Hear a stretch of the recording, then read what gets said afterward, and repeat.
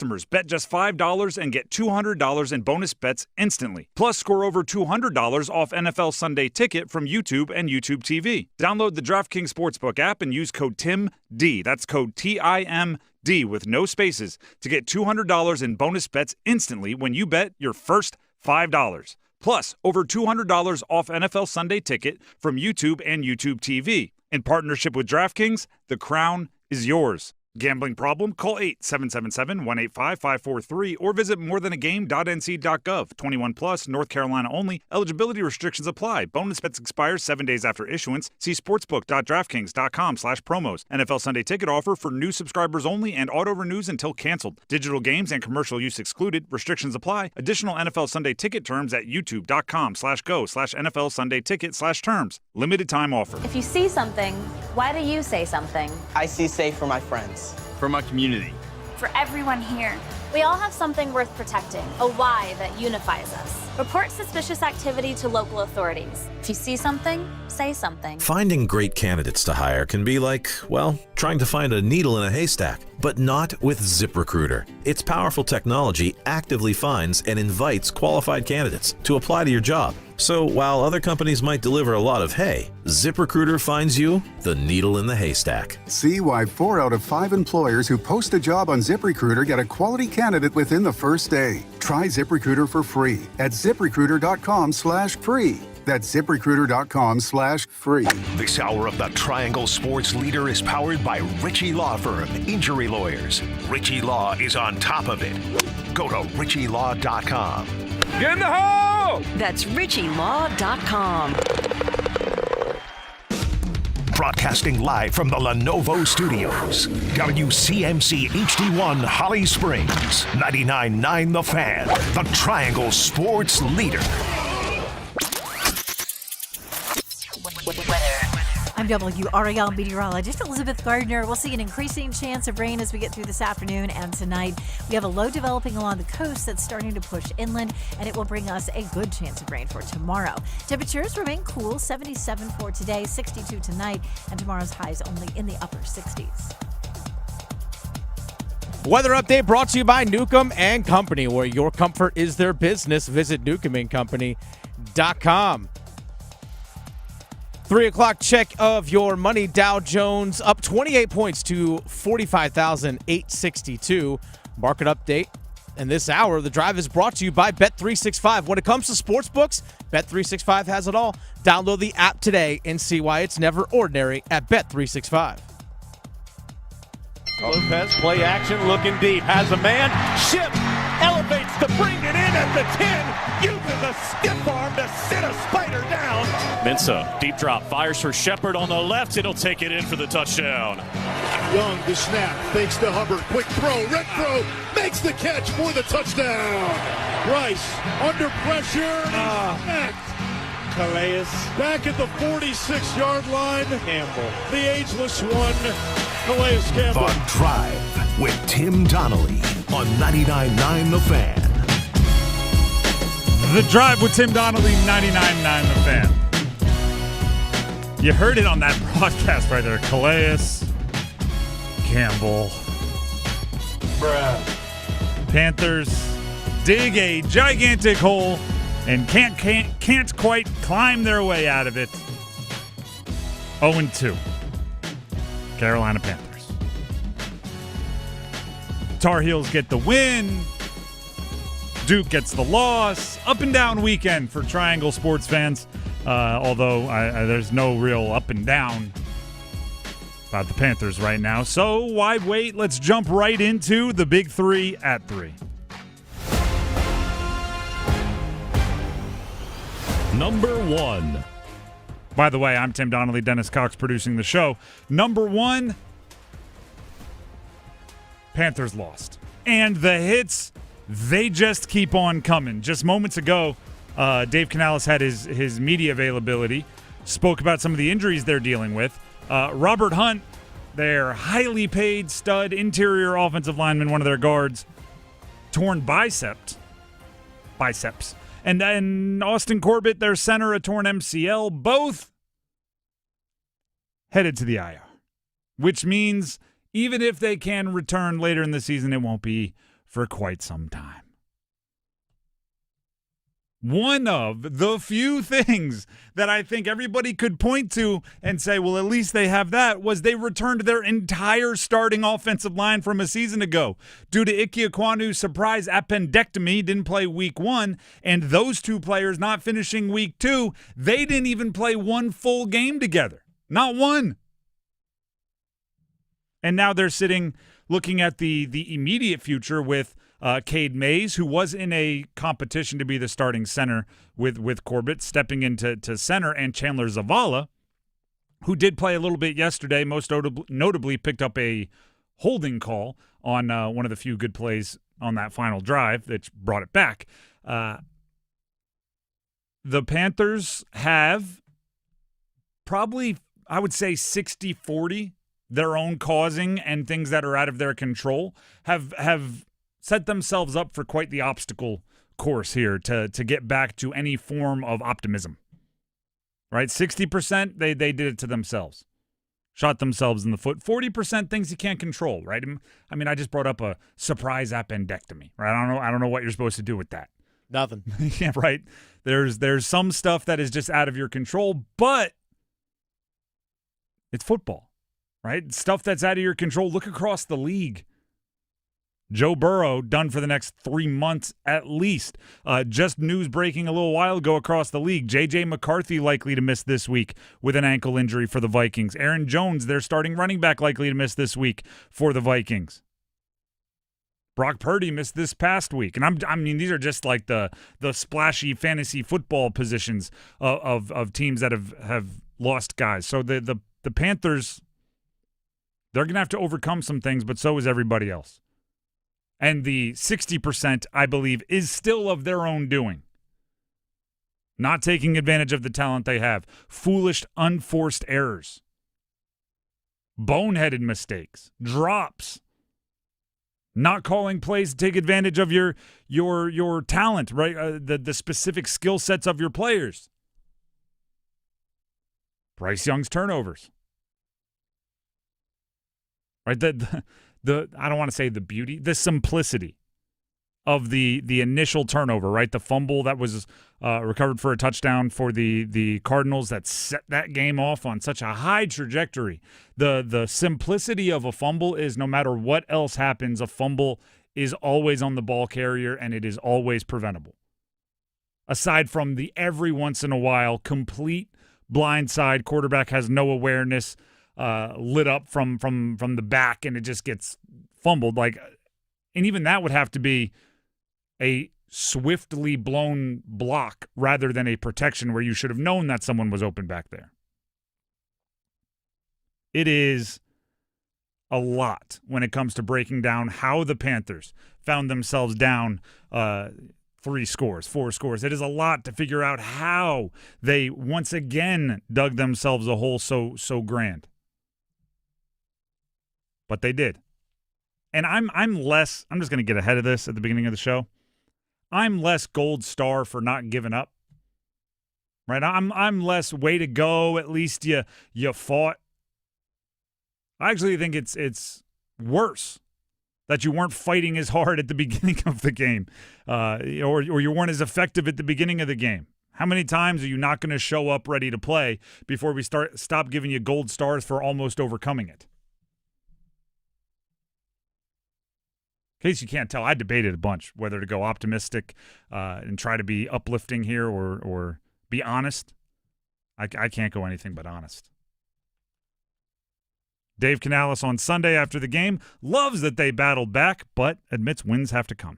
I mean, I know what this group is. I know that we'll finish. I know that we had a bunch of tough guys, high character guys that'll continue to play football. I know that'll give us a chance. I have to commend our guys for continuing to battle, to find opportunities and find wins. That's the nature of this group. I'm proud of that part. But there's no moral victories like we talk about. We have to be able to play good football from snap one until the end. Again. If they don't fight all the way to the end, that's like a fireable offense for everybody involved. So I'm glad you fought through the end, because if not, hopefully you wouldn't have jobs right about now because it's football and you always fight through the end. That's number one. Let's hit number two. Number two. The North Carolina Tar Heels got a gigantic scoreboard win over the Richmond Spiders at home. It was the first home victory for Bill Belichick as the leader of your program. It was, in many ways, the bare minimum, right? Because you're playing a team that lost to Lehigh earlier this year. But in many other ways, it could be exactly what the doctor ordered. Because what the Tar Heels needed was answers. They got some. Jordan Shipp, legit, right? Now you know he is priority number one, particularly in your passing offense, but really in your offense overall. If you need a big play, you got to look to him first. You also learned Damon June is your running back. No more, hey, let's give everybody 4 carries and figure out who the hot hand is. He gets the chance, the first chance, the second chance, the third chance to be your hot hand at running back. He had one of the best freshman running days in UNC history. And that's saying something, right? Because you may go, yeah, well, what about the opponent? Do you think no other UNC teams have played FCS overmatched opponents? Yeah, all the great running backs you have in your mind, they've played an overmatched opponent early in their career, and not many of them had a day like June had. So you know a little bit more about that. And you had a physical advantage, but the defense knows where to be, right? They know assignment football. You can test that. It's probably where most teams would hope to be coming out of training camp. You got there after game 3, partially because your schedule didn't ramp up, right? It started on fire, right? You got thrown into the deep end against TCU, but also because you had 70-something new players, you had a whole bunch of new coaches, you had a new program, new front office, new everything, so it took a while. If it's not much better against UCF on the road this weekend, then I think it's fair to start sounding alarms and looking around for leaks. But you at least know what you're doing from a kind of hierarchy standpoint and from an understanding of the defense standpoint. That's number 2. Let's get to number 3. Number 3. Duke lost. And for whatever reason, and maybe I'm the only one that thinks this, the Duke games, when I watch them, never feel what the score says they are. Never. Right? When they beat Elon, final score looked like a blowout. I'm sitting there going, I don't know. Elon was right in that game. Then they got blown out by Illinois, and I'm sitting there going, I don't know. It felt like Duke was pretty in that game. Now it's a 1-score win for Tulane over Duke, and I'm going, I don't know. It didn't feel like Duke was in that game. The final score never says what the vibe was watching the game. And I'm halfway to raising my hand and saying Duke isn't what I thought they were this year. I thought there was a defense that would be locked down, right? And I thought Manny Diaz's history of scheming up defenses to be lockdown defenses matched with this, particularly the talent in the secondary and the talent in the linebacking room, just production returning. And then you even have guys like Anthony Vincent Jr. emerging into possible stars on the defensive line, right? We talked last week about Shrine Bowl. Did I get his name backwards? You just flip. Vincent Anthony Jr. I saw your eyebrows go like, what? 2 first names. What am I supposed to do with that? Eric Galko from the Shrine Bowl saying he's got NFL scouts perking their ears up. Yet Tulane did some things, right? Retzlaff, their quarterback, had 4 rushing touchdowns, over 100 yards, efficient through the air. Darian Mensah at this point is a high-volume passer, but his highlight film and his stats are going to look better than the product put on the field for Duke's offense. That's a tough one to answer, and they've got a big game against NC State this weekend that they have to win if they want to have any chance of achieving the expectations that were set for them before the season. That's the big 3 at 3. There's so much to react to, including more from the Carolina Panthers. And, yeah, I think the coaching staff has some tough questions to answer. We'll ask them and see what's what coming up next. It's Bo time. Fumbling the food on game day? Rookie move. But you know Bo can make your tailgate a winner, breakfast, lunch, or dinner. Because the Carolina Legend has everything you're craving. We're talking crispy, juicy chicken loaded with real Southern flavor, fluffy scratch-made buttermilk biscuits, and all the fixins to feed your whole crew faster than you can say touchdown. Be the MVP this season and let Bojangles do the cooking. Order your tailgate today. It's Bo time. Planning a tailgate? Then it's Bo time. Bojangles has everything you need for the perfect tailgate, no matter how many fans you're trying to feed. There's the original tailgate, the super tailgate, and for a really big crowd, the jumbo tailgate special. And if you like your chicken off the bone, choose the Supreme's tailgate special that includes 12 perfectly seasoned tenderloin fillets. So grab the tickets, get that Bojangles tailgate special, and go. It's Bo time.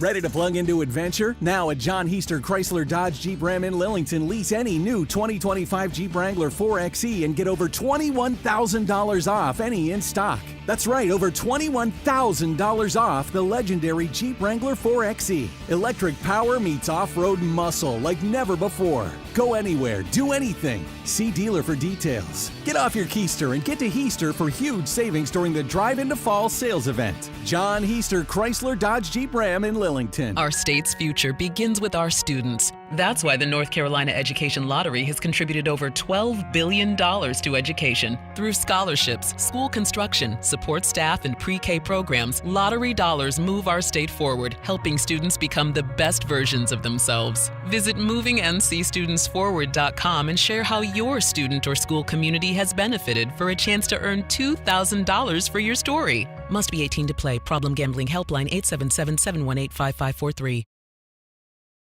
Ball comes out. It's still loose, rolling inside the 5. Picked up by Arizona in the end zone for a touchdown.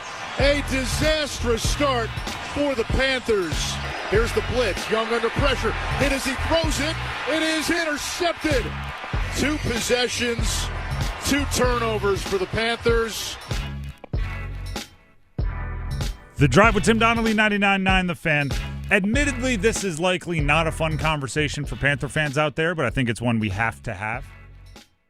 So we are going to rip the Band-Aid off in a second, but first, to ease the blow, to ease the pain, how about I give you a chance to win a trip to Vegas? How does that sound? And remind you that hockey's right around the corner, right? If you're a Panther, Carolina Panther and Carolina Hurricanes fan, it's really right around the corner, all right? So the good news is, hopefully, significantly better quality of play, just in a different sport, will be rounding the corner shortly. First preseason games in a week. A week from today. Yeah, like a week and a couple hours from right now, is when they'll be on the ice. So, in the interest of boosting your spirits, the City Skateaway is back.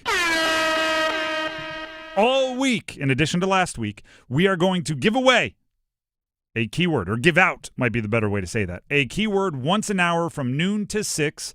So 3 o'clock hour, 4 o'clock hour, 5 o'clock hour on this show. If you hear the keyword, which you can only hear by listening to 99.9 The Fan, and text it in to 919-860-5326, you will gain an entry each time you do that into the Sin City Skateaway, where one lucky winner, so one of those entries will be chosen, and that person will win a pair of tickets, we're talking hockey, to see Carolina play Vegas at T-Mobile Arena in Vegas on October 20th.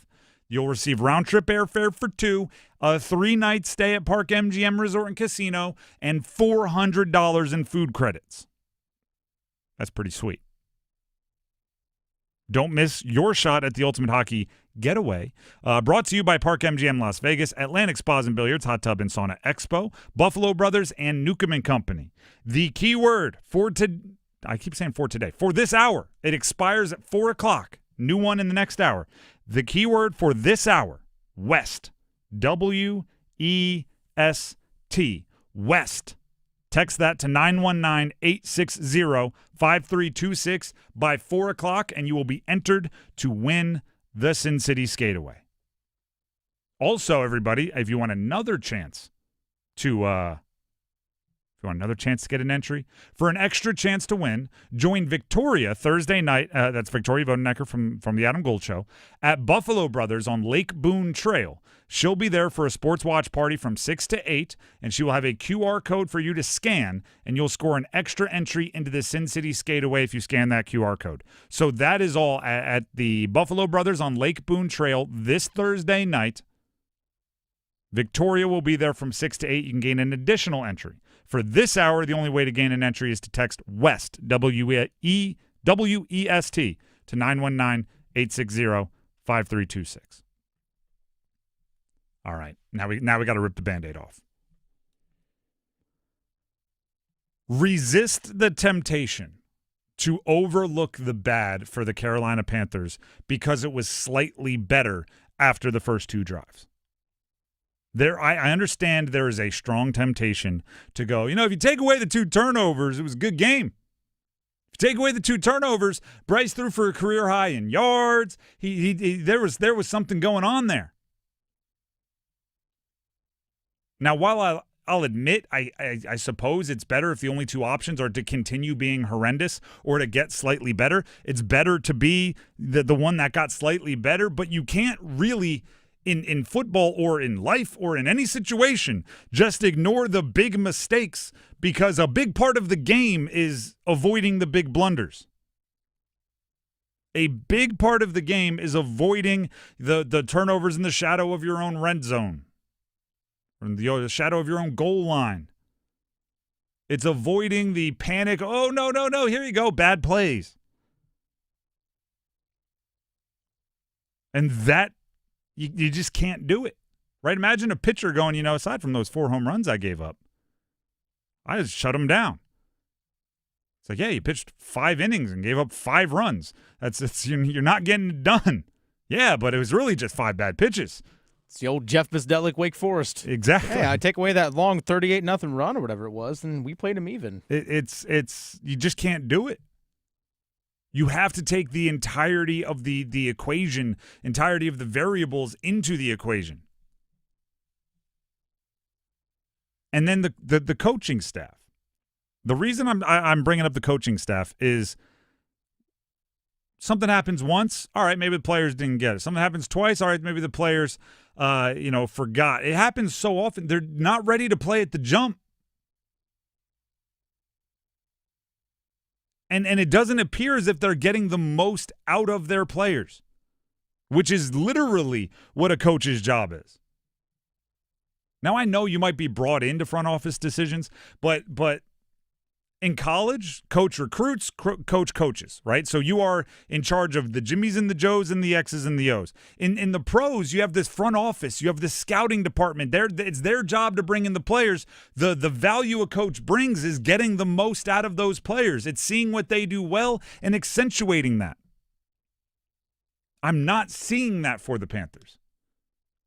I'm not seeing someone that is being brought about better, is being showcased in a way where I'm going, wow, I didn't realize they were that good. Usually it's I can see they're good despite the fact of how they're being used.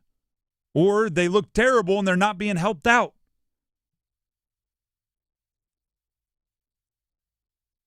It wasn't an easy situation once they put themselves in that hole, okay? You're climbing out of that hole and having to storm back, it's not easy. But there are certain, common sense level things that I would have liked to have seen. For example, Xavier Legette wasn't producing. Okay, and I'm the type of psycho that went back and watched every target from multiple angles, fast forward, slow motion of Xavier Legette today. And I came away with a bit of the desired temptation, again, to do right? All right, he had 8 targets. He had -2 yards. That is the worst, literal worst stat line for somebody with 8 targets that played wide receiver or tight end. He's only the second player, I believe, since these stats have been traced, to have at least 8 targets and finish with negative receiving yards. Jamal Charles was the only other one. He had -6. So if you take out running backs, Xavier Legette alone at the top or bottom, however you want to look at it. Now, you could say, 3-4 of those targets were completely uncatchable. 2 of them, he was well covered and the ball probably shouldn't have gone there. The other 2, probably not great play calls. But if your play calling continues to put it in a situation where the guy that has done historically little with his previous targets, and you're on the drive that could potentially win the game, and you're looking at him multiple times, doesn't that scream a little common sense issue? Doesn't that scream a little, that's not where that should go? Meanwhile, you do have other guys that were effective in the game.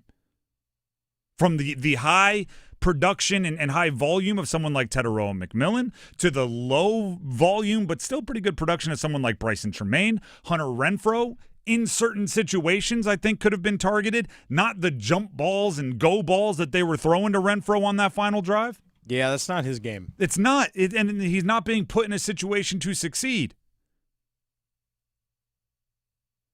If you're going Renfrow, go to a Renfrow route.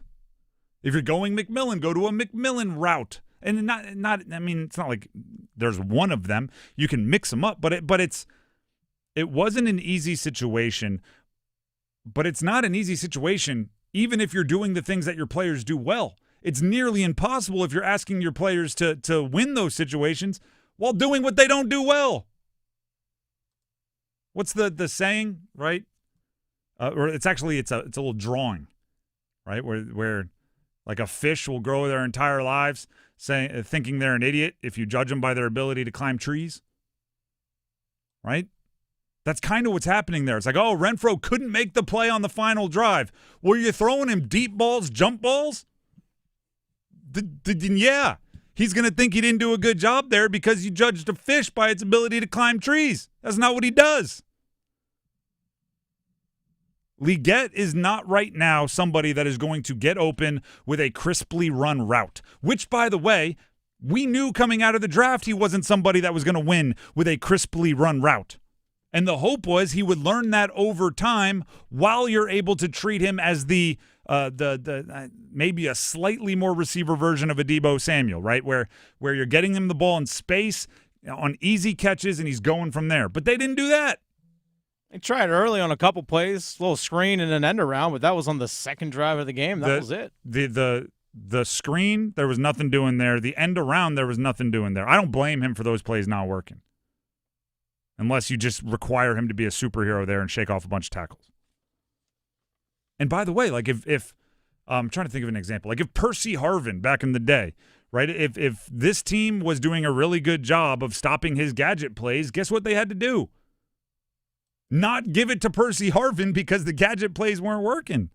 And he's 1,000 times better than Xavier Leggett. I'm just thinking of guys off the top of my head. The coaching staff has to get the most out of their roster. And right now it's, either Teteroa McMillan feeling inevitable and thriving despite some of the calls, or it's guys that aren't being asked to do what they do best. Frustrating game. I got all the way out. They clawed me back in, only to knock me out once again on that final drive. Yeah, their 2-minute drill stinks. 2-minute, and also just the awareness of the 2-minute drill. You could, with the clock situation and how much time was remaining and the players you had, you could have darn near done a nice leisurely stroll down the field. There was no need for all these forced chunk plays. You could have checked it down 100 times and gotten to field goal range. 0 completions on that final. 0 completions, a fumble that was called back on a penalty that had no impact on the fumble.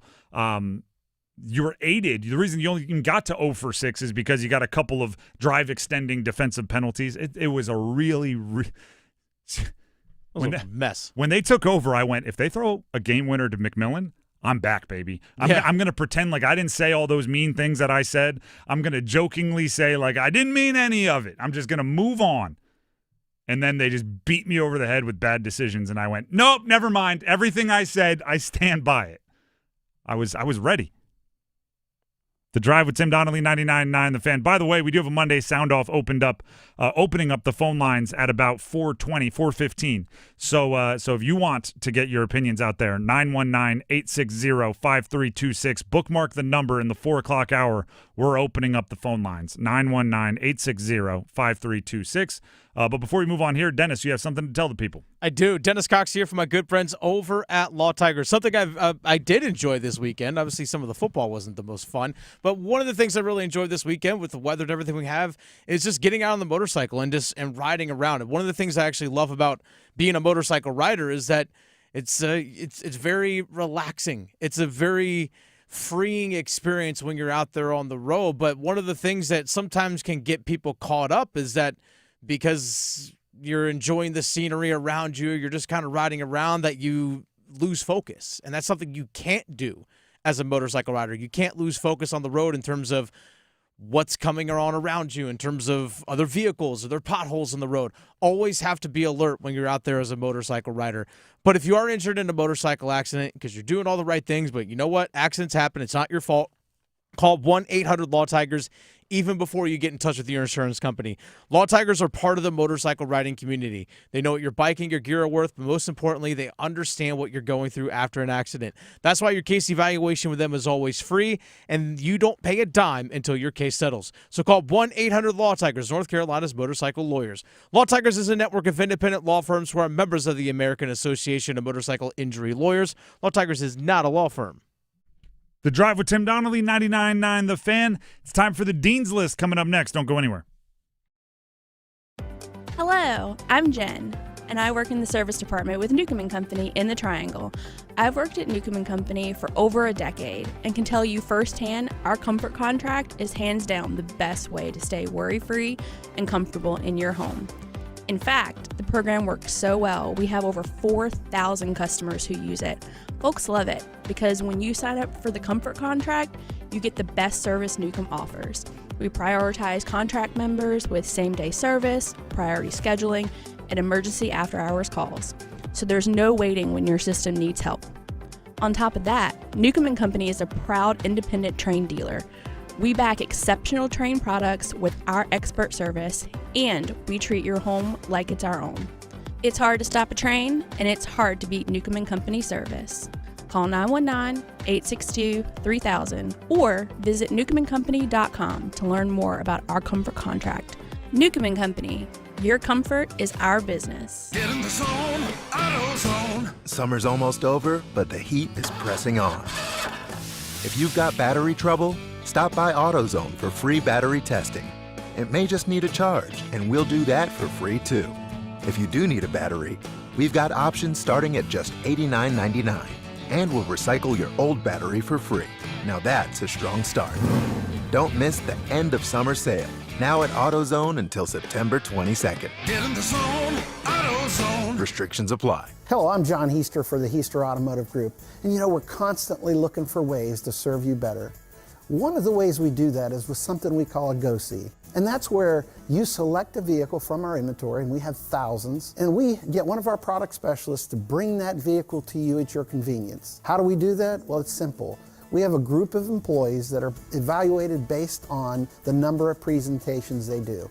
They're glad to do it. So it's just one more way we get off our keister and bring Heister to you.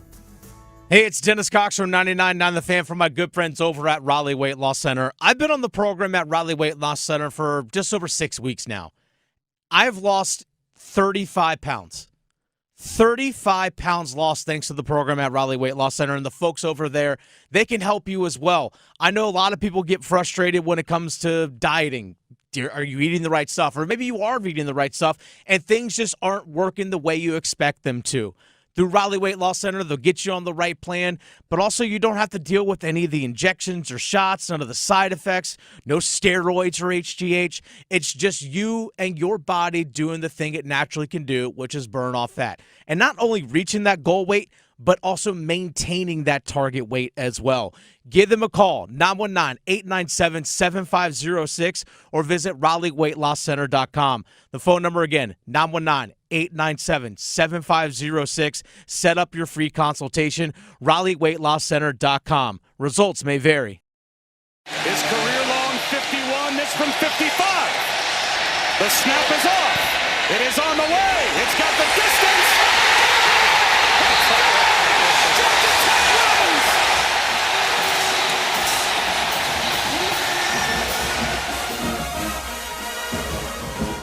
The Drive with Tim Donnelly, 99.9 The Fan.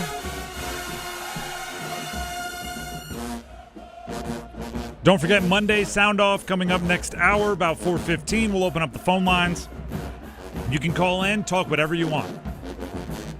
You want to react to UNC getting the win over Richmond. You want to talk about Panthers.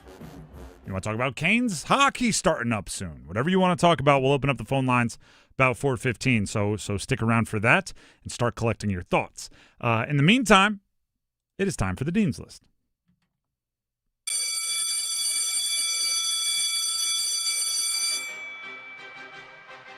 There's only one name that could start off the Dean's List today. Yeah, who's that? Luda. Oh, yeah. Ludacris. Rollout? Anybody? I mean, the first play of the game has to be a rollout. Ludacris is going to be playing the Chapel Thrill event before the UNC Clemson game. So in Chapel Hill, the Tar Heels are hosting these concert series before home games, and for the UNC Clemson game, Ludacris will be the featured artist, right? Bam, bam, ba-na. Roll out. First play of the game has to be a rollout. Has to be. I could do this all day, by the way. I have no doubt that you could.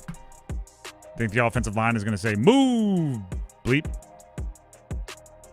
Hat tip to somebody on Twitter, J Mike, who hit me with, do you think the center's going to look at the rest of the offensive line and say, when I move, you move?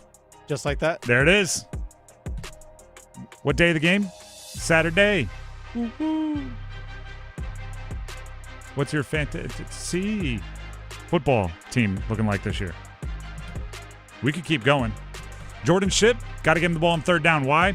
He's your moneymaker. And these are just the ones that are allowed to say on radio. Ludacris on the Dean's List. Do you have a Dean's List you'd like to throw out here, Dennis? Well, I was actually just thinking about, I saw Ludacris at Dreamville back in the springtime. He was fantastic. It was probably one of the best sets the entire weekend. He came through Delaware when I was in college, and it was just like and this was at a weird point for Luda, where for whatever reason his like cool score was dipping a little bit. Everybody was like, you're not going to Ludacris. We all saw each other at Ludacris having a good old time. Imagine that. It was like, oh, all right, well, yeah, we all came because guys got hits. Dean's List for me, Georgia Tech. Georgia Tech football, big win over Clemson. That was a fun and fantastic football game. That works for sure. And also on that, specifically Haynes King. Mm-hmm. Dude is just a gamer. He's a football player, man. Dude's tough as nails. I love quarterbacks like that because it makes the rest of us seem tougher than we are. Most quarterbacks, glory boys. Haynes King, mine shaft worker. He's down there with the soot and the ash all over him, getting ready to play. Dean's List. How about this? Grimsley High School's very own Jamal Jarrett. Go on. Jamal Jarrett plays for the University of Southern California, USC. He is listed at 6 feet 5 inches tall, 360 pounds. He returned an interception 70 yards for a touchdown. 360 pounds, caught an interception, first of all, got loose, ran it 70 yards for the touchdown. That's a feat of athleticism that is unseen by many for somebody that size. And he's a Grimsley High School guy. So shout out to Greensboro for producing one of the biggest athletes on the planet. Emphasize on biggest, emphasize on athlete. And then you pair that up with Shirley from NC State, another, I believe, North Carolina high school product, who had a big man touchdown on the Thursday game against Wake Forest. The big boys from North Carolina are getting it done. More Dean's List. Patrick Bailey, former NC State baseball player, catcher. He walked it off. He now plays for the San Francisco Giants. He walked it off against the Dodgers with a walk-off grand slam. That's like, stuff in the backyard, right? Bases loaded. A home run here will send everybody home. The pitch. It's gone! Patrick Bailey, shout out. And last one here. Last one for me, at least. Tar Heels in the NFL. I was thinking this one as well. In just the 1 o'clock hour, the 1 o'clock window, so the early games on Sunday, they had 5 different players score 6 touchdowns total that all played for UNC. Drake May scored a rushing touchdown. Tez Parker scored 2 of them things for the Ravens. Devontae Parker remains one of, what am I saying, Parker? Devontae Parker played for the Dolphins back in the day. Devontae Walker plays for the Ravens, and maybe why his name doesn't roll off the tongue, because he played like 5 games with UNC when he should have played a whole season. The eligibility couldn't get sorted early, then he ended up getting hurt. He's one of the all-time what-ifs for me as far as like recent UNC football. If you would have gave Tez Walker to Drake May for a full season, no hiccups, no in and out of the lineup, none of that, I think that offense could have been even more scary than it was. He scored twice for the Baltimore Ravens. De'Ami Brown, another former Tar Heel wide receiver, scored for the Jacksonville Jaguars. Javonte Williams scored for the Cowboys. Apparently he's just now another top-end running back in the NFL after a couple years struggling with the Broncos post-injury. And then Mac Hollins, on a catch from a UNC player in Drake May, caught a touchdown for the New England Patriots. That's a pretty good day, right? And most colleges out there have somebody running their social media account. So if somebody from their school scores, they're like, hey, touchdown scored by so-and-so. That's one of our guys. Right, once a so-and-so, always a so-and-so. Well, the UNC did that, but it was getting a little much. Every 10 minutes, and he scored, and Tez Walker scored again, and he scored. It's a good little run for the Tar Heels. And it's not like, no offense to some of those guys, it's not like those guys are assumed touchdown scorers. Like LSU can't be like, look at that, Jefferson and Chase scored again. It's like, yeah, they do that. Those are all kind of cool ones. The Drive with Tim Donnelly, 99.9 The Fan. That is the Dean's List. Go ahead and dismiss it. Before we get to the podium and we rank the last week of action for the football teams from the Triangle and from the state of North Carolina in the ACC, I want to tell you all about DraftKings Sportsbook. Your season, your shot. Tim Donnelly here for DraftKings Sportsbook. The NFL season is rolling, and every touchdown can bring you closer to a payout with DraftKings Sportsbook, an official sports betting partner of the NFL. From first touchdown scorer to anytime touchdown props or the thrill of live in-game betting, every snap is loaded with opportunity. If you're looking towards tonight's games, how about the late night one starting at 10 o'clock? You can do what I do, which is if I'm going into a Monday game and maybe I'm facing somebody in fantasy that could really bum me out if they have a big game, I may go bet on them to score a touchdown, just so if they really bum me out, at least I get a little bit of cash, right? It's a little bit of financial hedging, right? A little emotional hedge. So I'm playing against Ladd McConkey in a fantasy matchup. He's plus 150 to be an anytime touchdown scorer, plus 850 to be a first touchdown scorer. And if you really want to get crazy, plus 1,000 to score 2 touchdowns. Herbert seems to be cranking. Maybe somebody on that Chargers team could score a bunch of them. Could be another UNC player in Amari Hampton, too. Those are just a few of the options. Lines and odds are subject to change. You can check them all out for yourself at the DraftKings Sportsbook app. New customers, I have something else for you. Bet just $5 and get $200 in bonus bets instantly. Plus, score over $200 off on NFL Sunday Ticket from YouTube and YouTube TV. All you have to do is download that DraftKings Sportsbook app and use code TIMD at sign-up. That's code TIMD with no spaces to get $200 in bonus bets instantly when you place your first $5 bet, plus over $200 off NFL Sunday Ticket from YouTube and YouTube TV. In partnership with DraftKings, the crown is yours. Gambling problem? Call 877-185-543 or visit morethanagame.nc.gov. 21 plus, North Carolina only. Eligibility restrictions apply. Bonus bets expire 7 days after issuance. See sportsbook.draftkings.com/promos. NFL Sunday ticket offer for new subscribers only and auto renews until canceled. Digital games and commercial use excluded. Restrictions apply. Additional NFL Sunday ticket terms at youtube.com/go/NFL Sunday ticket/terms. Limited time offer. I mentioned it earlier. We have to get to the podium. Who gets the gold, the silver, the bronze? Who's off the podium? And our recently new addition, what Group of 5 team from the state of North Carolina gets our extra gold star? Stick around. Podium next. Global Golf is Carolina's largest pre-owned golf store. September 19th and 20th, you're invited to the 2-day sidewalk sale this Friday and Saturday. Don't miss huge deals like drivers starting at $50, shoes starting at $40, and save up to 80% on name brand apparel. You're invited to the Global Golf Outlet Store sidewalk sale located on 7320 ACC Boulevard, North Raleigh. Global Golf, home of the best deals in golf. Hey girl, haven't seen you downtown lately. Nope, sticking to our go-to places. You mean like Sharky's? Well, we love our Sharky's. Best wings and gumbo on the planet. But we never miss the $5 sangrias on Wednesdays at the new Salt and Lime and Mexican pints on Thursdays for $3. You know my boy loves the House of Hops. No better selection of craft beer in the state.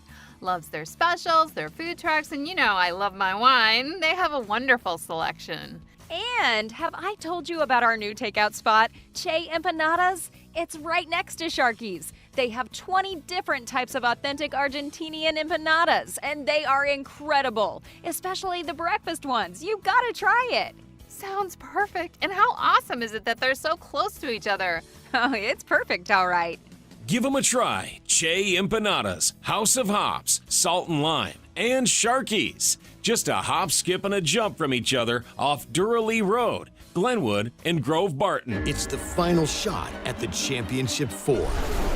NASCAR Playoffs Weekend at Martinsville Speedway, October 23rd through the 26th. Get your tickets now at martinsvillespeedway.com. Ticketmaster, the official ticketing partner of NASCAR. Struggling with high interest debt? You can pay it all off in days with Loan Pronto's Rapid Equity Loan. Hey, it's Dennis Cox.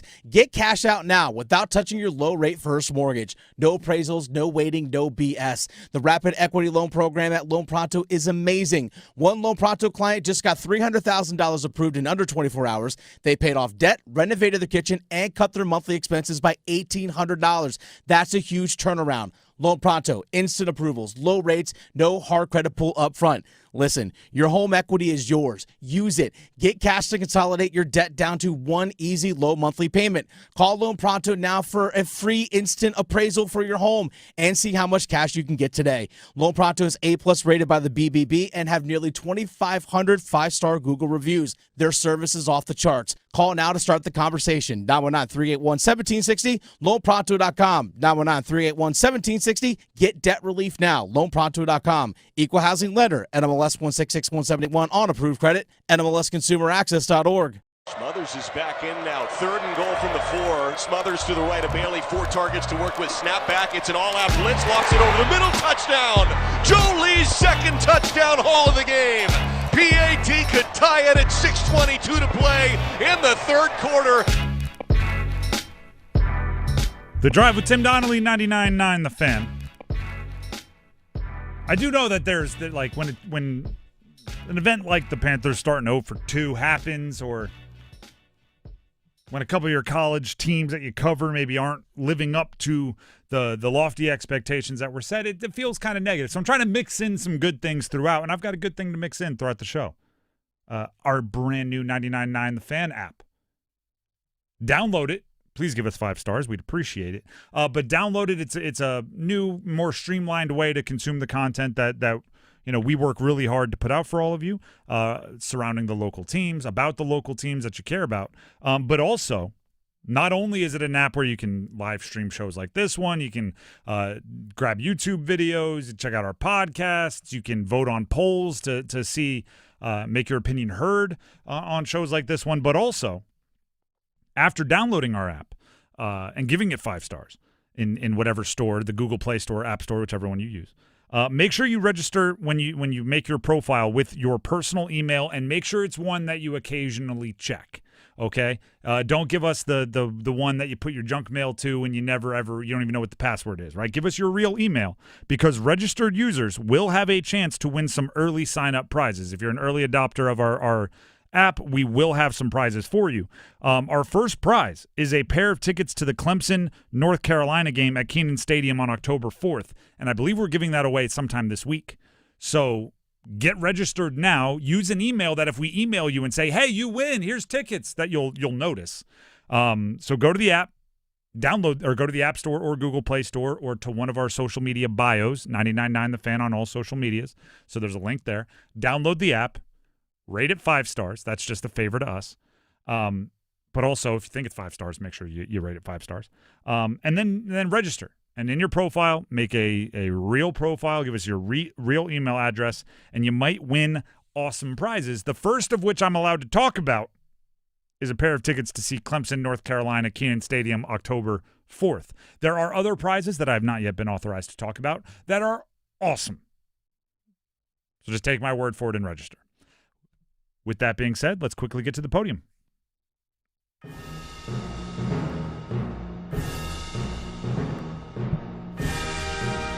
All right, it's a 1-week award, starting with the off the podium bronze, silver, gold medalists of the ACC teams from the state of North Carolina, talking football, and then a gold star to the group of 5 team from the state of North Carolina.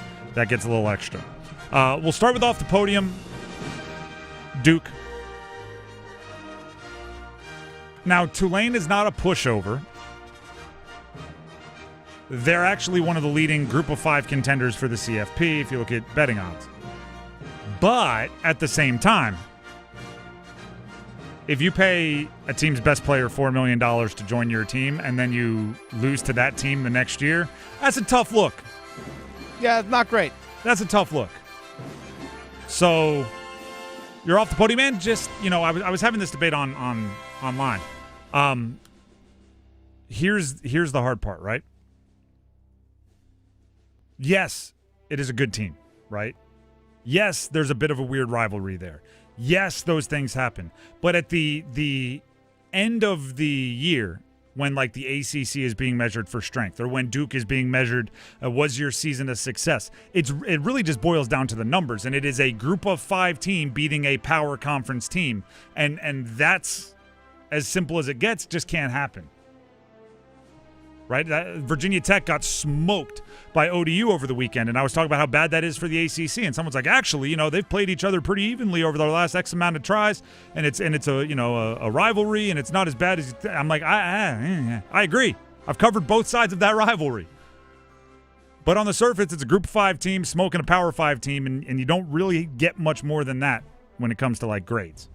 Yeah, you might look at the box score or the final score and say, 34-27, close game. It wasn't that close. Bronze, Wake Forest. They started hot. First quarter first like 6 minutes for Wake Forest probably would have been gold. And then some random moments in the second period probably would have been gold. Maybe a flash here or two in the second half. But not much.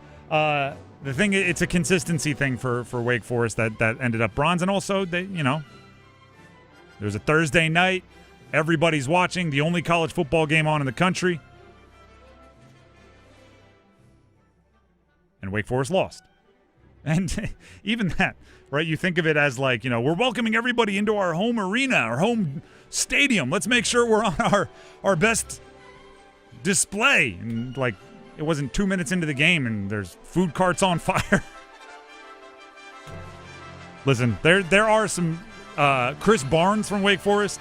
Flashed, speed, kick return on the opening kick, the 75-yard catch. Like, they've got some talent. But when you aren't able to win the game, it's a tough one. It's a tough one. Long way from the 10-9 victory over Kennesaw State to open, though. They're a better team than that already. So Coach Jake Dickert and that new staff are at least creating improvement week to week. Silver goes to UNC. And to be honest with you, I don't think there was a way UNC could be higher than this. Because Wake Forest and NC State were playing each other, so one of them was going to win against a Power 5 opponent, and that is just always going to trump a win over a FCS opponent. But UNC did what they were supposed to do, right? It wasn't flashy. I wouldn't call it glamorous. It's not like Gio Lopez went out there and looked like, 2013 Peyton Manning or 07 Brady. But they won by a bunch. They've gotten themselves some momentum, and they're rolling forward. So UCF this weekend on the road. We'll see if they can take some of the confidence gained against Richmond and impart it against the Golden Knights, I think is what UCF is. They get the silver. And then gold goes to NC State. 3-0. I saw there's only a handful, 7 or 8 teams in the country that are still undefeated and have multiple wins against power conference opponents. State beating UVA in a non-conference kind of conference game, and then winning Wake Forest to open up their ACC schedule. They've got 2 power conference wins, still undefeated.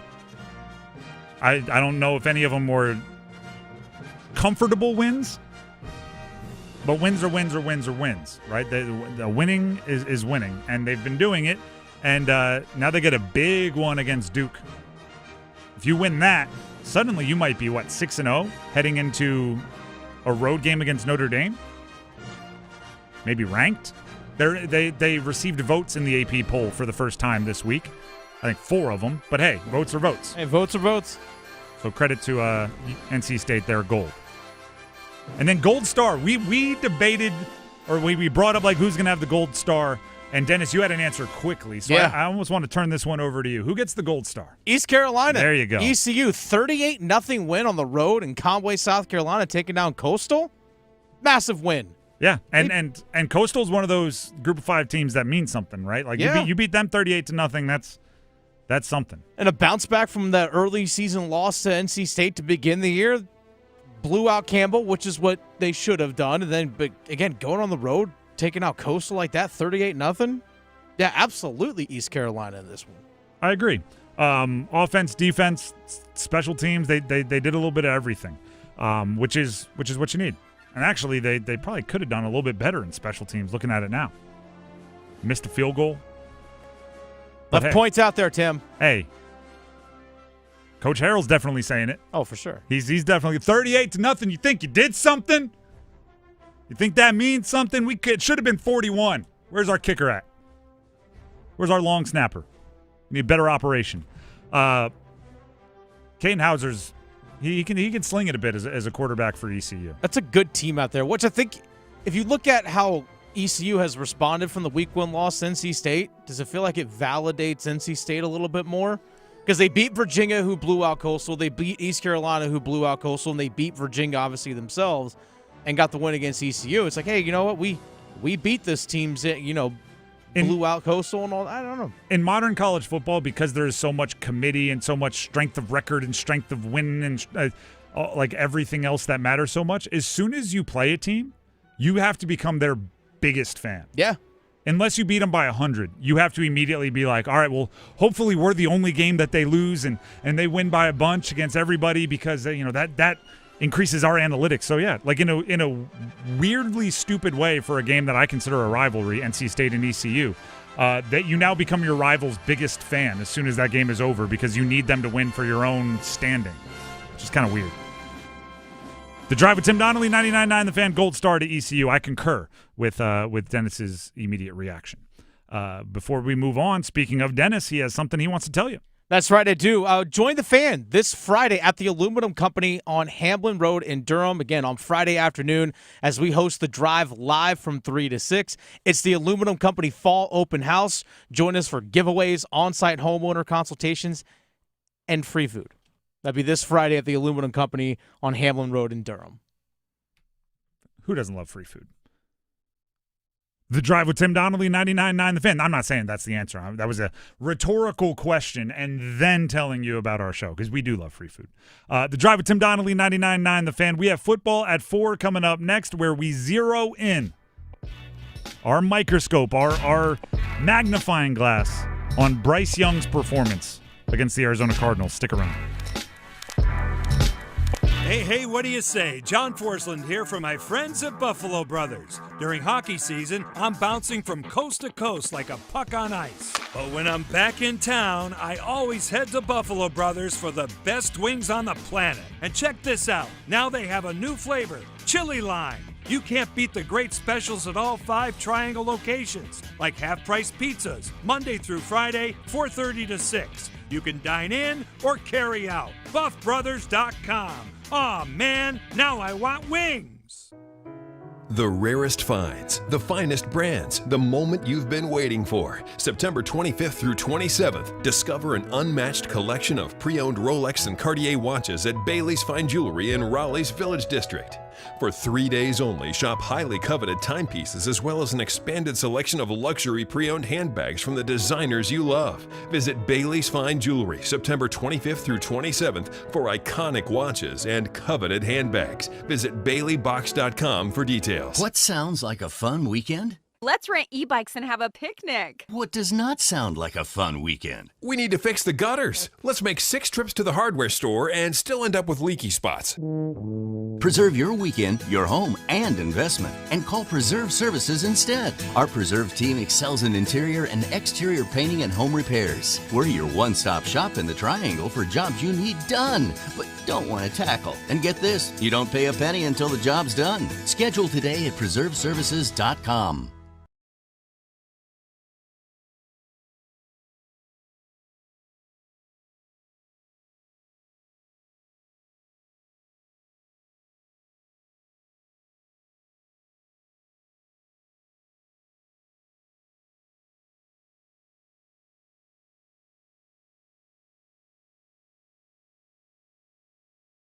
I'm attorney Brian Ritchie. Big truck accidents can cause life-changing injuries, and life-changing injuries deserve life-changing money. I know big truck wrecks, and I know how to fight those big insurance companies. If you've been hurt by a big truck, contact us at ritchielaw.com. I'm on top of it. Broadcasting live from the Lenovo Studios. WCMC HD1 Holly Springs. 99.9 The Fan. The Triangle Sports Leader. I'm WRAL meteorologist Elizabeth Gardner, tracking a coastal low, definitely bringing clouds and some light showers across the area late today.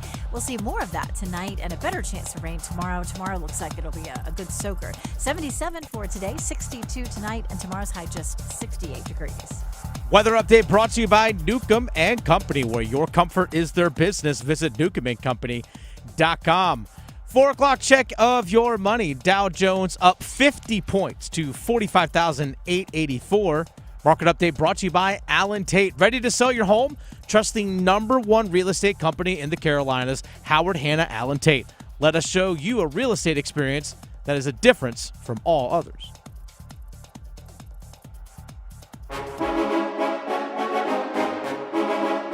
Let's move the chains. Time for football at 4.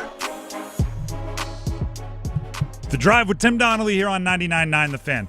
At about 4:15, we are going to open up the phone lines, and you can react to everything that is going on in sports. And that includes the Carolina Panthers, and I assume we are going to have quite a bit of Bryce Young discourse and conversation. So I thought I'd get ahead of it, and for a few minutes before we open up those phone lines, I'd give you my take. Bryce Young was not good enough to win the game. Again, he's now 2 for 2 on not being good enough to win the game. And I will be real. It is a hard conversation to have because it's not that he's doing nothing good. Right? It's not that everything he touches turns to absolute trash. It's that right now the bad is outweighing the good. Right? It's hard to say because turnovers are unacceptable. Right? There are, well actuallys or yeah but conversations we could have. And I went back and watched every single snap that he took in that game this morning. I went back and watched every single one. And there are a lot of well actuallys. There are a lot of guys losing their individual blocking assignments. There are a lot of wide receivers that aren't winning at certain parts in the route when it appears like Bryce is anticipating them winning. So we could sit here and just put all of this nuance and all of this detail on it. But every coach that I've ever talked to, played for, interacted with, interviewed, every football coach, specifically every offensive football coach, is pretty non-negotiable on one thing. The quarterback is responsible for keeping the ball safe. They'll tell you, as in the postgame, Dave Canales said, that taking a sack isn't always the worst thing in the world. Throwing it away isn't always the worst thing in the world. Putting it somewhere where it's most likely incomplete, but maybe your guy makes an unbelievable catch, but the defense definitely doesn't catch it, isn't the worst thing in the world. If other guys make mistakes around you, the minimum that you can control is not turning it over. And Bryce isn't doing it enough. He isn't preventing turnovers enough. Right? I love he fumbles and it gets recovered and running for a touchdown. And then you see the screenshots. What is he supposed to do? And there's like an unblocked defender. I'm like, I don't know. Hold on to the ball. Is it easy? No. But if it was easy, everyone would do it. You have to hold on to the ball. Throw it away. Oh, missed the block. 10 yards into the stands. I don't care as long as your feet aren't in the end zone if it's intentional grounding. Because at least you get to punt and live to play another day. Turnovers. I was trying to think of I'll give you two analogies and you can pick which one is best. Either turnovers to a quarterback are the reverse golden snitch. Everybody has watched Harry Potter. I didn't read the books. I've watched a few of the movies. But basically, it doesn't matter what the score is. If they catch the golden snitch, like game over, you win, right? So it's kind of the reverse of that. It doesn't matter what you do on all the other plays. If you turn the ball over in a couple crucial spots, it doesn't matter what you've done elsewhere, you lose. Yeah. Right? It's the reverse golden snitch or this one. Okay. It's an ingredient that is really, really wrong in a recipe. Where it's like, I put the right amount of flour in, I put the right amount of milk, I put the right amount of eggs, I put the right amount of everything else that's called for, the right amount of sugar, and then also I put in like 2 gallons of spoiled meat. And it's like, you know what? I don't think it matters that you got the rest of the recipe right? The turnovers are that bad that you can't overcome it with the right amount of vanilla extract. Right? Because that seems to be what a lot of the fan base is doing. Right? Did you see this ball that Jatavian Sanders dropped in the third quarter? And I'm going like, great, that's vanilla extract when you're ignoring the fact that he put a pound of mud from the driveway into the cookie batter. That extract was really nice. You measured it well. It didn't fix it. Turnovers, and it's why the best feeling in the world for a quarterback is turning the ball over and having your defense get it back. Right? If you throw an interception and then 3 plays later your defense forces a fumble and gets it back, when you are jogging onto the field with the offense, you want to give a hug to whoever forced the fumble. You want to give them the best gift you can afford because you know that turnovers are supposed to ruin everything. That's how the game is designed. Possessions are worth the world. Okay, so the interception, right? Because the fumbles are, it's the remember the Titans thing, right? Your blocker's got nothing to do with you holding on to my football. Hold on to it, man. You knew that guy was right there. Hold on to the ball. The interception thrown is a panic decision. Mm-hmm. Because you can go back and watch that from every angle, fast motion, slow motion. There's no way when he decides to throw that ball that he's completing a throwing motion. There's no way, right? It's one thing if, it's a blind side or somebody's coming around or reaching around a defender and you go into a throwing motion and they clip the ball or something. But when it's in your face, vision side, and you're trying to make something happen at the last possible second, you don't have enough time. It's a decision that leads to a turnover, and that's going to negate a lot of the good.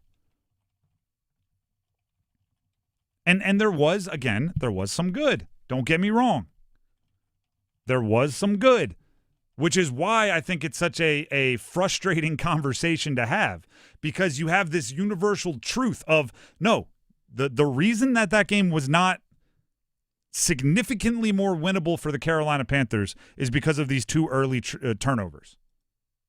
And we could go, yeah, but he threw a nice ball to Tetero McMillan. Yeah, but did you see the zip he put on the touchdown to Hunter Renfrow? Yeah, but actually, the receivers didn't help him out much. And it's like, yes, I agree with all of that. But then there's this underlying universal truth that the turnovers are there and they're a big problem. I think you just hit the phrase. I don't think you realize you hit the phrase. I don't know. That perfectly describes Bryce. It's the yeah, but. Yeah. There's a yeah, but. That's the thing. But that is it. That really is it. Hey, oh, good. He had 328 yards passing, 3 touchdowns. Yeah, but. Mm-hmm. Yeah, but. Oh, he did these great things. Yeah, but. That's the problem with Bryce Young is it's the yeah, but. Everything about Bryce Young we've talked about really since he got into the NFL, there's always been a yeah, but. That's the problem with Bryce Young right now. Aside from the Falcons game to end the year last year, there's yeah, buts. That game, pretty darn sweet. Yeah, but did you watch the rest of the season? That game was pretty darn sweet. That's the thing. But the yeah, but is, did you see the rest of these games? And last night, yesterday's game, they wouldn't be playing Sunday Night Football. What am I? Yesterday's game, quite frankly, one of the few truly redeeming qualities of Bryce Young's on-field resume through the first 2+ years, right? And nice guy. I'm rooting for him. Seems to work hard. Always says the right thing. None of this is an indictment on any kind of character or personality or any of that.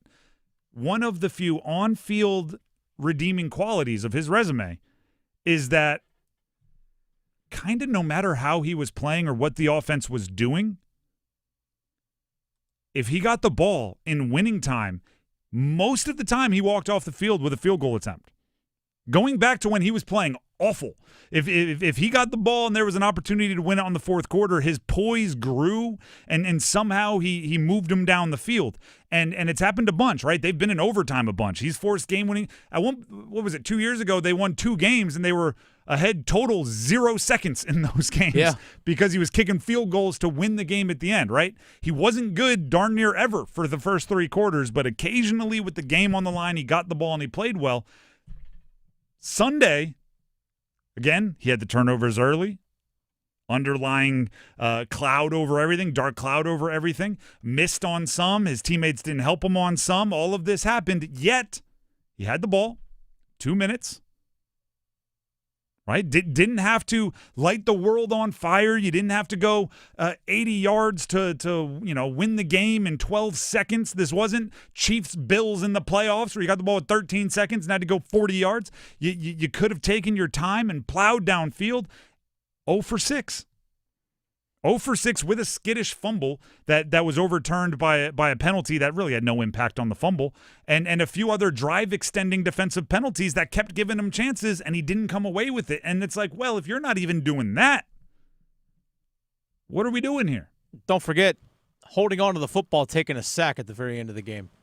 Holding onto the football and taking a sack? You have to, even if you just throw the ball up in the air, you can't be holding on to the ball, taking a sack on 4th down with the game on the line. Even if you're going full pitchy woo-woo and just, chest passing it to a tackle who's behind you. Like, there's nothing gained by just fumble it. Heck, yeah. Just open up the opportunity for the crazy.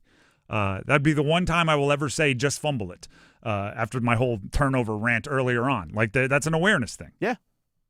It's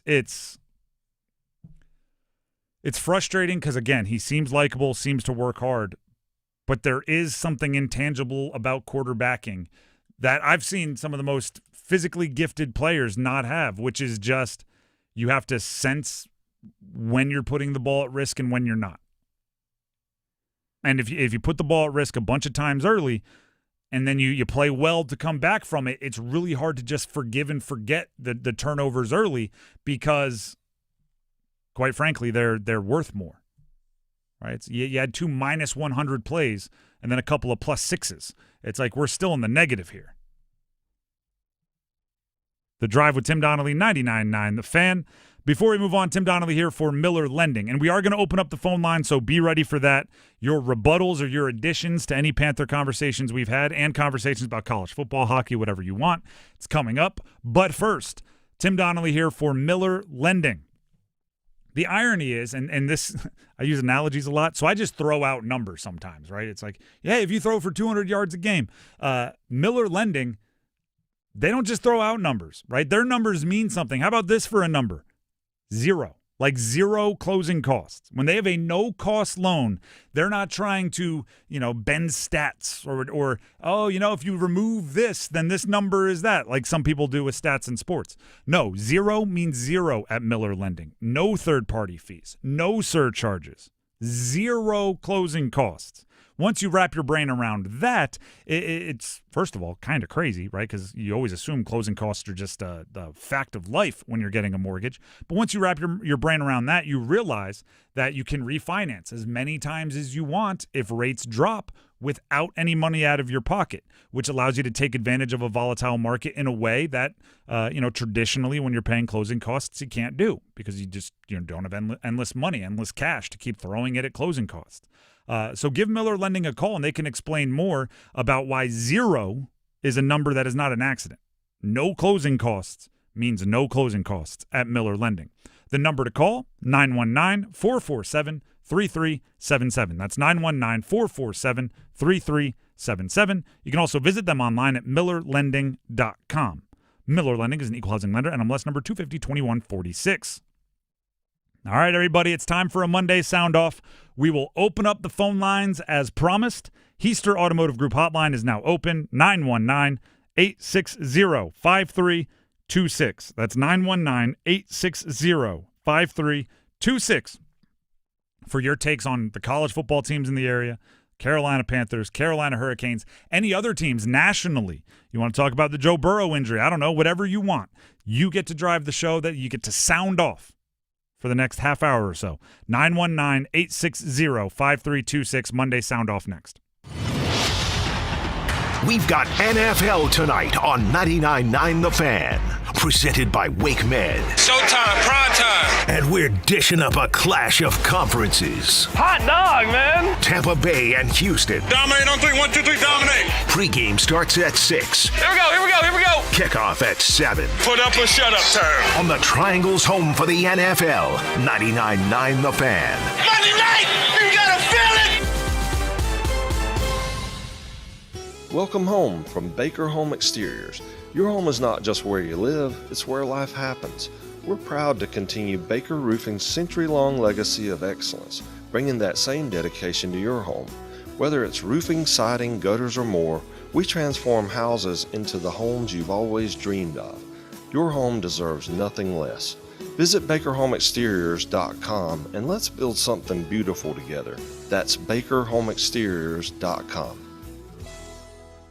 Longer days mean longer rides. Make sure your bike, your ATV, your side-by-side, even your golf cart are the best around. From Sound Station and Security, we've got custom stereo systems, custom speakers, even video and LED lighting options for your bike, your ATV, and even your golf cart. Look the coolest on the road or at the lake, just tooling around. All available with installation from Sound Station and Security, with 2 locations, downtown Smithfield and on Glenwood Avenue in Raleigh. Online at myhotsound.com. The Lumineers. The Automatic World Tour, September 16th at Coastal Credit Union Music Park, Raleigh. With special guest, Chance Pena. Tickets on sale now at livenation.com. The Lumineers pick up their new album, Automatic, out now. Listen up! ESPN Unlimited is now included at no extra cost with Spectrum TV. Spectrum gives you everything from ESPN, live games, original series, top analysis, and more. Spectrum is really stepping up with this offer, and you get more of me, Stephen A. Smith. Get your act together and go to spectrum.com/entertainment for details. ESPN Unlimited and more popular streaming apps are included at no extra cost with Spectrum TV. Restrictions apply. Dennis Cox here for my friends over at Law Tigers. It's that time of year, folks. Back on the open road, taking a cruise on the motorcycle, but there's always that risk when you're on the bike. That's why you got to contact Law Tigers at 1-800-LAW-TIGERS if you're injured in a motorcycle accident, even before you contact your insurance company. Insurance companies pay you the least amount possible. Law Tigers, they're riders too. They know what your bike and your gear are worth and what you're going through after an accident. 1-800-LAW-TIGERS. Law Tigers is a network of independent law firms who are members of the American Association of Motorcycle Injury Lawyers. Law Tigers is not a law firm. Ball comes out. It's still loose, rolling inside the 5. Picked up by Arizona in the end zone for a touchdown. A disastrous start for the Panthers. Here's the blitz. Young under pressure. Hit as he throws it. It is intercepted. 2 possessions, 2 turnovers for the Panthers. The Drive with Tim Donnelly, 99.9 The Fan. It is about time to hear from many of you. But first, hockey fans, get ready. The Sin City Skateaway is back, and you need your keyword for this hour.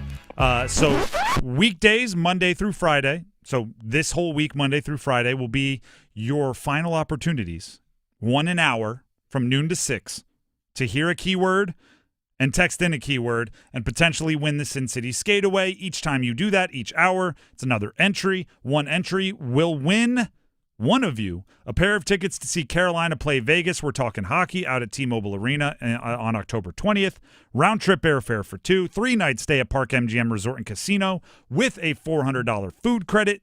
So don't miss your chance at that ultimate hockey getaway that I just described.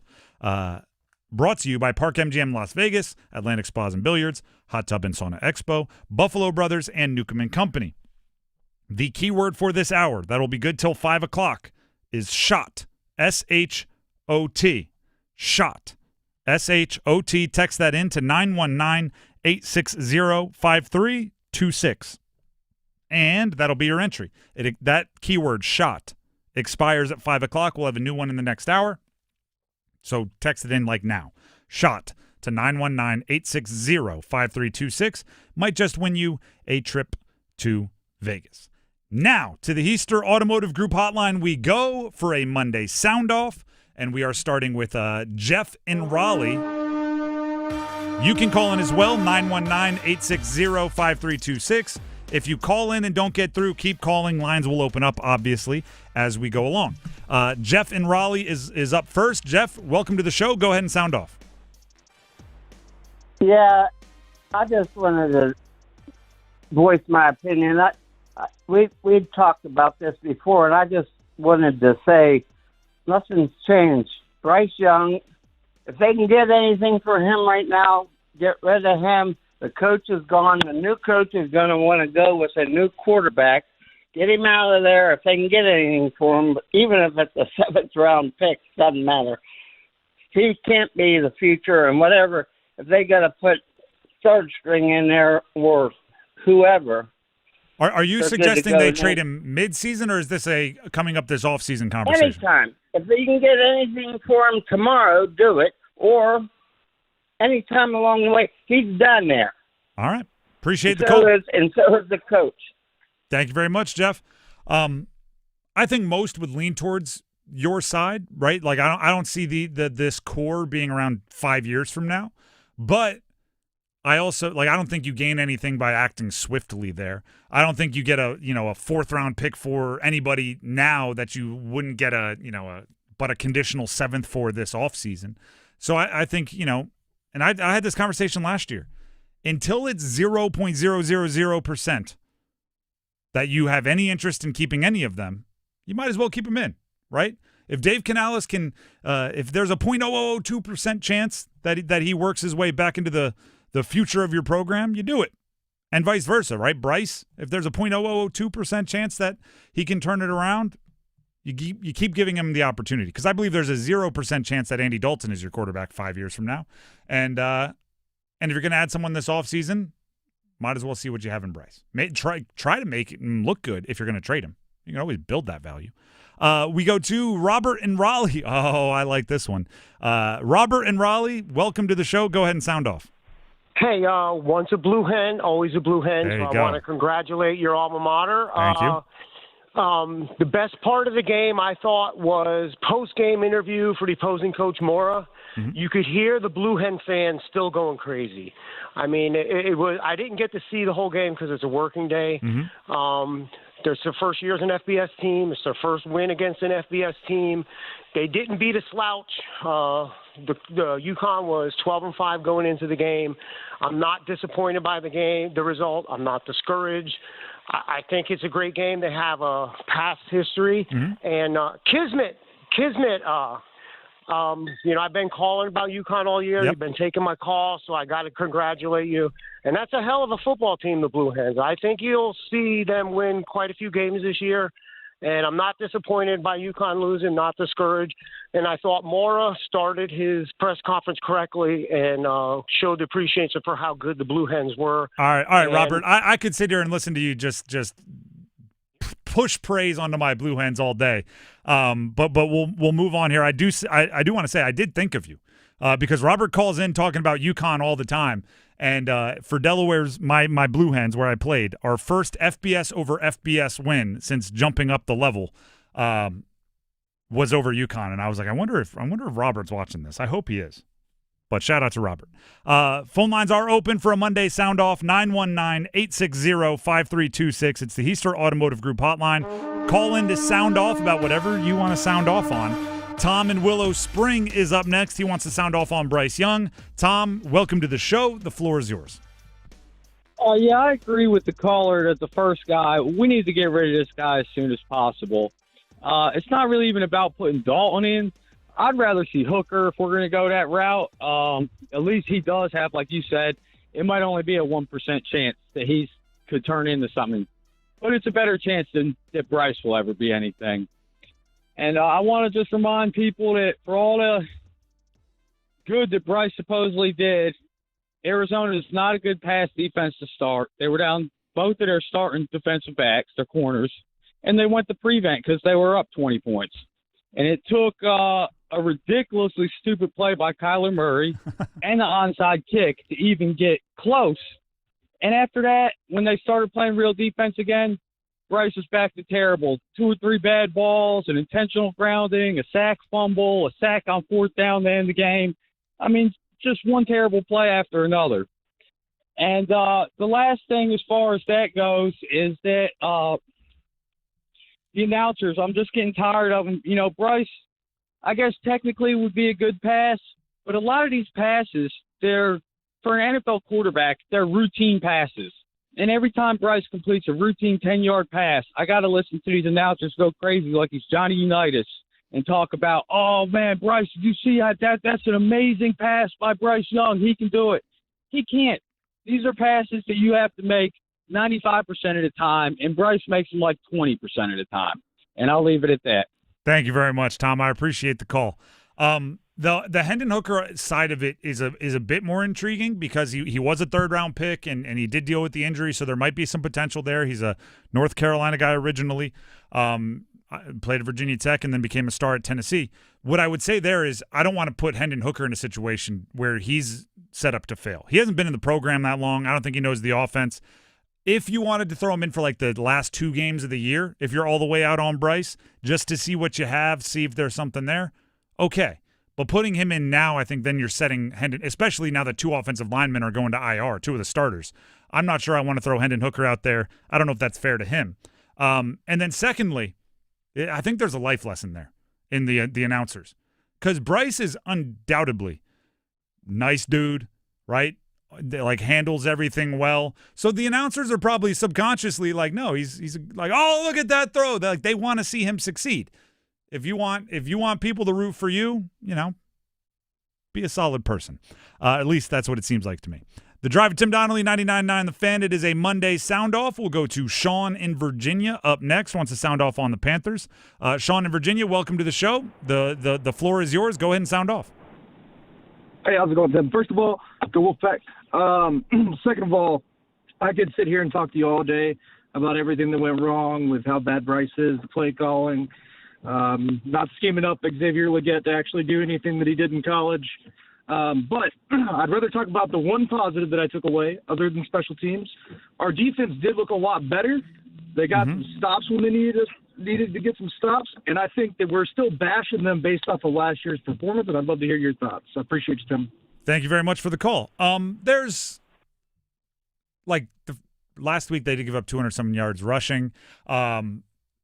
The defense in the second halves has been good, but also when you're down 20-3 at half, it does set yourself up to be playing against a team playing more conservatively on offense. If you want silver lining, though, I'll give you this one. The rookies. And not just Teteroa McMillan, although including Teteroa McMillan, but Princely Umanmielen got a sack. That's a guy that has had the skill set to get after quarterbacks that I've been talking about since draft day.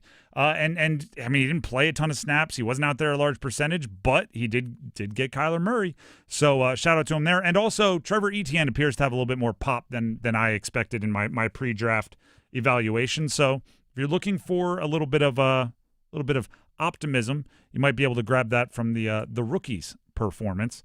And yeah, I guess you could say the defense got better as the game went on, but also I think the Cardinals got more conservative as the game went on because that makes sense. They should. Let's not forget that to wrap around halftime, the defense gave up 2 touchdown drives. Yep. And one of that was good field position by the Arizona Cardinals because of bad punt coverage. Mm-hmm.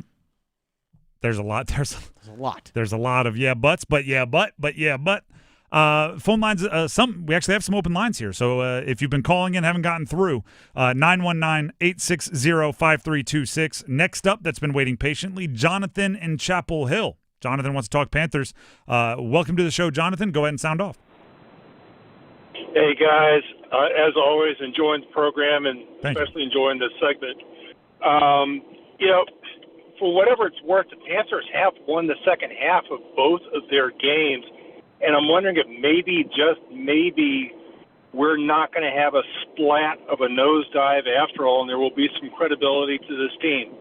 Appreciate it. Take care. Thank you. That is the temptation. That is because there is logic to it, right? Like, hey, once we start down, we kind of figure it out. I actually went and totaled it up this morning, right? And I said I went back and watched every single one of Bryce Young's plays for a second time this morning. When the game with Arizona was within one score, okay? So it was obviously within one score at 0-0, at 7-0, then at 10-3, and then the last drive of the game when the Panthers got it back within one score and got the ball back driving for the win. With the game within one score, here are the stats for Bryce Young. He went 9 of 16 for 61 yards with 1 sack fumble return for a touchdown, an interception thrown, and another fumble taken away on a defensive holding call, and a game-ending sack taken. That's the entirety of his performance within one score. That's not the first half. That's not the second half. It is the entirety of the game when it was within one score. So until the offense can play better in the higher leverage situations, I do not anticipate we might not splat as much unless you consider just having more respectable losses not splatting, right? Rather than getting beat by 17, you get beat by 7, which I could see them doing, right? I saw somebody calling him Brycey backdoor because he backdoor covers on the spread, which I guess there's something to be said for that, but not really in the win column. Dwayne and Clayton. We're going to leave the Panthers for a second based on this caller's sound off, but don't worry, we'll go back later. Dwayne and Clayton wants to sound off on the Carolina Hurricanes. Dwayne, welcome to the show. Go ahead and sound off. Hey, how you doing? Just watching the prospect camps, and Riley Nadeau is just he looks great out there. Would not surprise me if he makes it. Honestly, he looks better than Blake, but he is missing his passer, Ryan Suzuki. But other than that, he's good and as well. That's all I just want to say. There is hope. All right, appreciate the call. Thank you very much. As with any prospect this year for the Carolina Hurricanes, this is like when somebody says, a quarterback he's a top 5 quarterback in the league, and I go, all right, I'm going to list 5 quarterbacks. You tell me which one is not in the list so that guy can be, right? If Bradley Nadeau makes the team, who doesn't make the team, right? They've got a lot of forwards that they like that bring something to the table, right? I don't think you can replace one of the bigger, more physical presence guys, even if Bradley Nadeau is more talented, because they do need some physical presence guys in that forward group. If he looks better than Blake, that's great for Nadeau, but Blake, that contract says he ain't going anywhere. And by the way, I have not watched the prospect camps, although, just to be on Front Street. So I have heard good things about Nadeau and his aggressiveness and everything else that's been coming out of there. He's been scoring. There you go. That matters. Corey in Wendell is up next. He wants to sound off on the Panthers and Bryce Young, so we'll clear the stage and let Corey take it from here. Corey, welcome to the show. Go ahead and sound off. Tim, I appreciate you having me again. So it's just two things. Bryce Young, for one, and also Dave Canales, the coach. But Bryce, I like him as a human being, and I was a quarterback myself.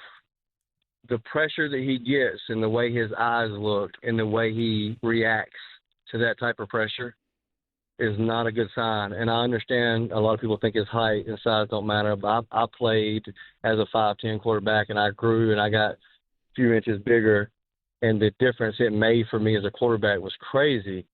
But I don't like the way he makes decisions. I also don't like the plays that are being called for him to put him in a place to have to make those type of decisions. But I like you said earlier, picking apart this film and kind of looking at what was open and what was there, and also seeing that the upward angle he has to go at and his eyes, but the way he responds to the pressure, real pressure, not just mediocre, normal NFL pressure, he does not respond good to it, and he does not make good decisions. And I think the only way the Panthers will ever get over this terrible hump is to get rid of both of them. And I was a Washington fan before I was ever a Panthers fan, but I told myself if the Panthers do what they do again this year, I will no longer wear anything with them, and I'm going back to Washington. All right. We appreciate the call, Corey. The height thing is interesting to me for this reason. You watch the game on Sunday, I found myself noticing Bryce's height more than Kyler's. They're the exact same height. They're both 5'10" and 1/8 from the combine, like exactly the same. And for whatever reason, it felt like, Bryce was impacted more by it. So it might not be the height, but height and how you deal with it that becomes a thing. And also, this is not. I think people should be able to do whatever they want with their fandom, but it is a mighty convenient time to jump from the Panthers to Washington. Oh, look at that. They had Jaden Daniels, and within a year and a half, you're like, you know what? I've had enough. I'm jumping over there. Can't say I blame you, but just saying. It's convenient. Alex and Elkin up next on a Monday. Sound Off wants to sound off on the Panthers and Bryce. Alex, welcome to the show. Go ahead and sound off. Good afternoon, Tim. It's not – this, I did watch the game myself, and instead of putting the spotlight on Bryce, why not let's put a spotlight on the defense? Because of all these free agencies, with all these linebackers with double-digit tackles from last year from their own teams, and I know it's just different DCs that they've played with, but I mean, I watched them slip through many tackles, if you can call them tackles, and these are big guys. These aren't just guys like me who are basically 5'10" like Bryce, but maybe 200 pounds. You're saying that the Panthers missed a bunch of tackles, and you want to maybe not put all the blame on Bryce? You want to look at the defense as well? Well, yeah. I mean, okay. I see these. I mean, last year it was awful. I mean, every time I watched them, maybe. Hey, listen, I think I get what you're going for. So we'll take it from here. But thank you very much for the call, and please call back in any time. Listen, the defense is not without any fault. I tweeted this out earlier. A player in a team sport or a position group can be a really big problem without being the only problem, right? If you say like, oh, the running game isn't getting it going, that's needs to be fixed, and somebody else says, well, actually the pass defense, you're not. It's like, well, yeah, no, I agree that could also be fixed. But this is what I consider a bigger problem.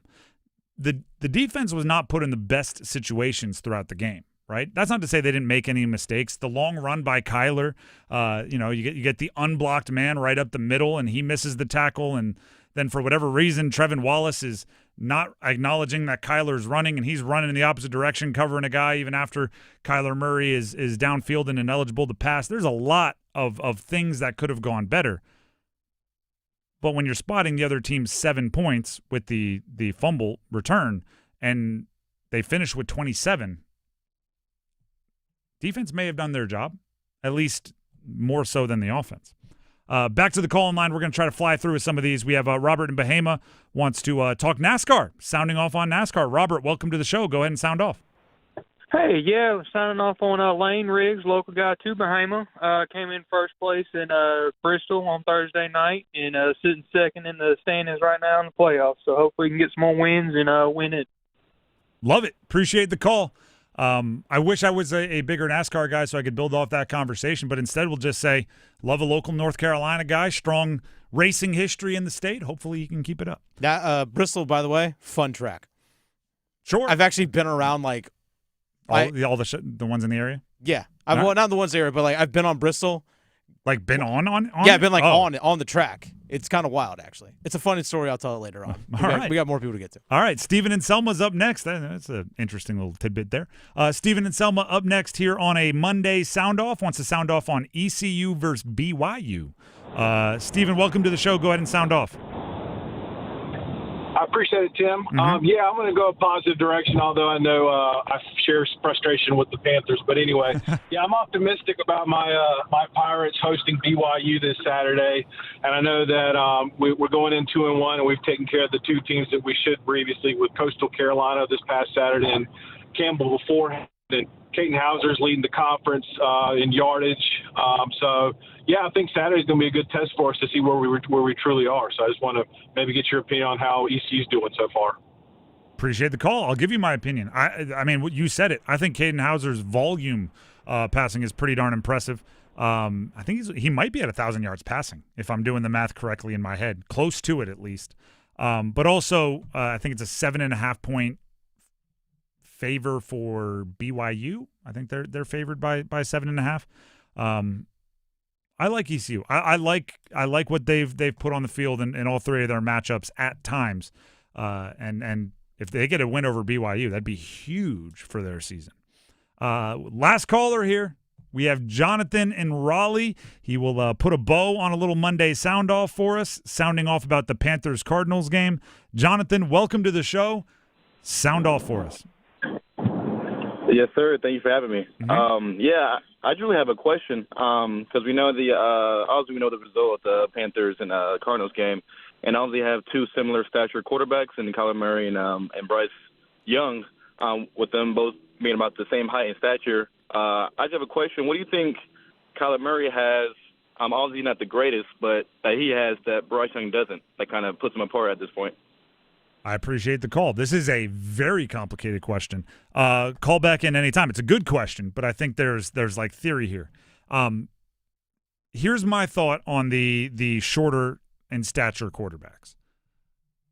For them to work, they need something that is exceptional about them, right? Because they have to overcome, having clouded vision, having less throwing lanes, whatever, being, quite frankly, more susceptible to hits and things. Kyler Murray, it's very obvious. His agility is what allows him to play well, right? If he can't see, if he doesn't like what he's seeing, if whatever it is, he always has this break glass in case of emergency thing where he runs around like a cat. He's quick like a cat. You can't catch him, right? As you saw on the 30-yard scramble against the Panthers. What we were sold for Bryce Young was his processing power, right? He knew what all 21 other guys on the field were doing at all points in time. So if vision was skewed, whatever it was, he could like anticipate things. That's what we were sold as his superpower. I haven't quite seen that in the NFL. Meanwhile, Kyler Murray's ability to, make guys miss and outrun them and be agile has translated to the NFL. Although I will say, the few times he's gotten nicked up, banged up, nagging injury here or there, his play drops a long way, even if he plays through an injury. Kyler has a heck of an arm, too. Yeah. And he has much better arm strength. Then I was going to go, I think the baseball background helps. Yeah. Like all of the turning two in the middle, or all of the having to throw from different arm slots and everything, shifting just a little bit left or right, and footwork to get you back and throwing it well. He was a top 10 pick in the MLB draft. I think that helps him pocket movement and other things to find those throwing lanes. And then obviously if you're a top pick in the MLB draft, you do have a bit of a hose, as they call it.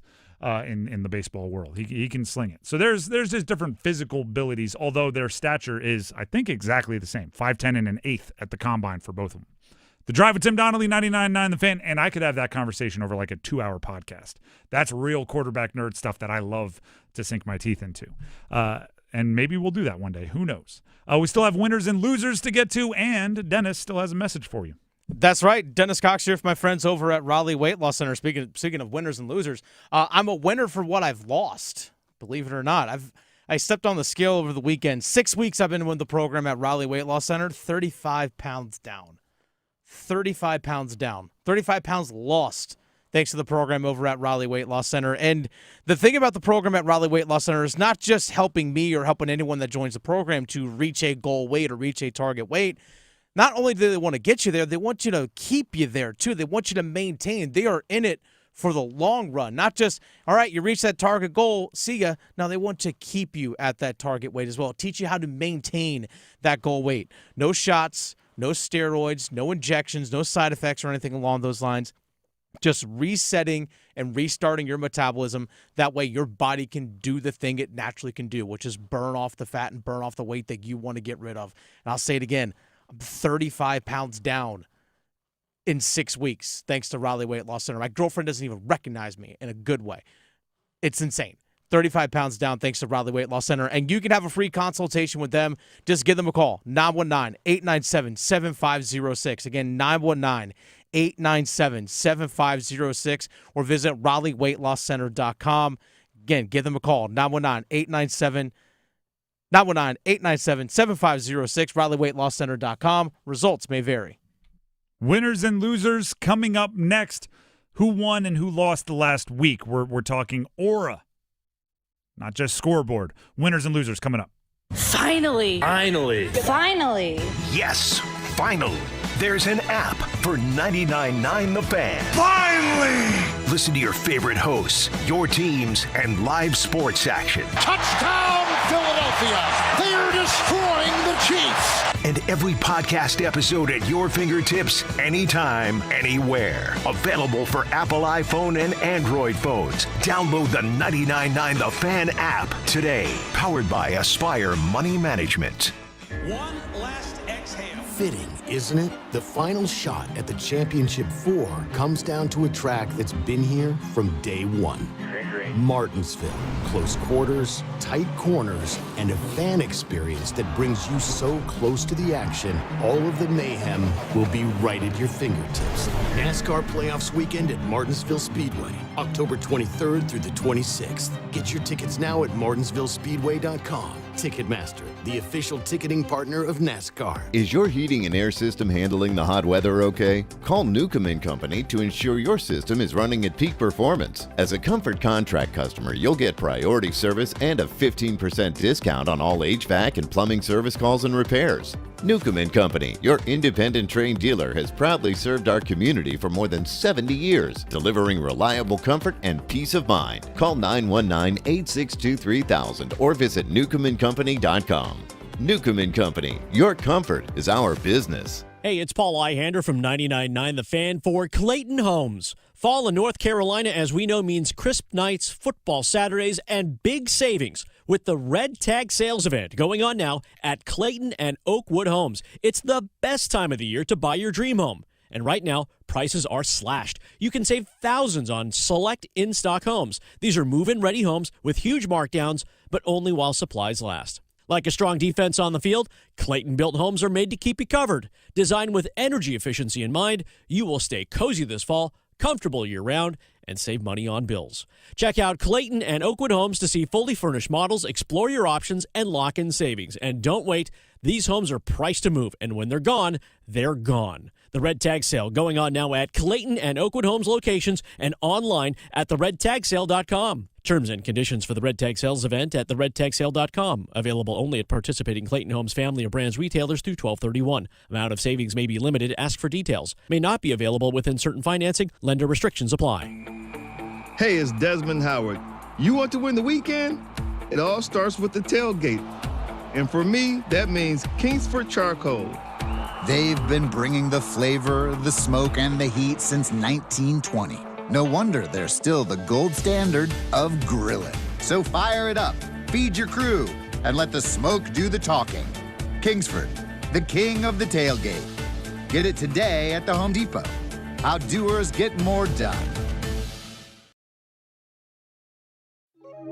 Young, looking, hit, throws, near side, Chuba makes the catch and walks into the end zone for a Panthers touchdown.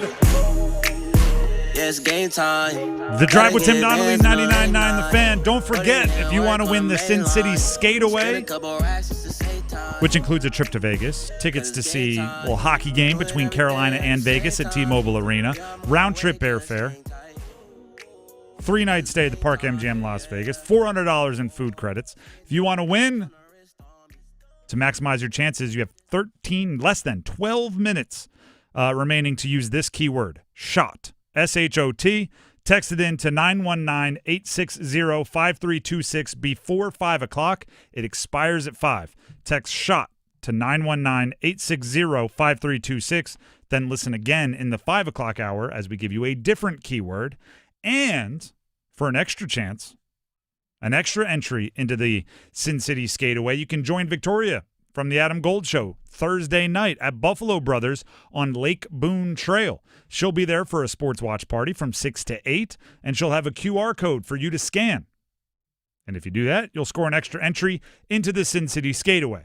So if you really want to maximize your chances, go hang out with Victoria at Buffalo Brothers on Lake Boone Trail this Thursday from 6 to 8.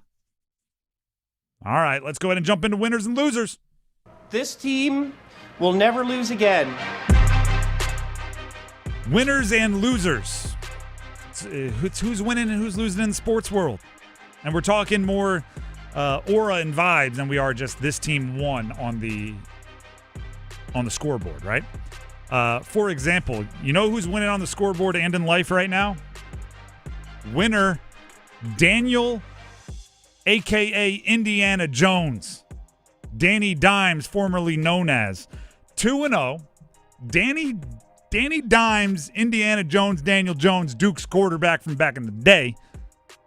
Second best fantasy quarterback in the league through 2 games, behind only Lamar Jackson. And I know fantasy points aren't the best measure, but like yards, touchdowns, rushing yards, it's all encapsulated there. He's done better than Josh Allen, Pat Mahomes, Jalen Hurts, and his team's 2-0, and they haven't punted yet. The Indianapolis Colts have gone 2 games, have not punted. That's the stat right there. Their punters getting paid handsomely to kick a football in warm-ups and then stand around.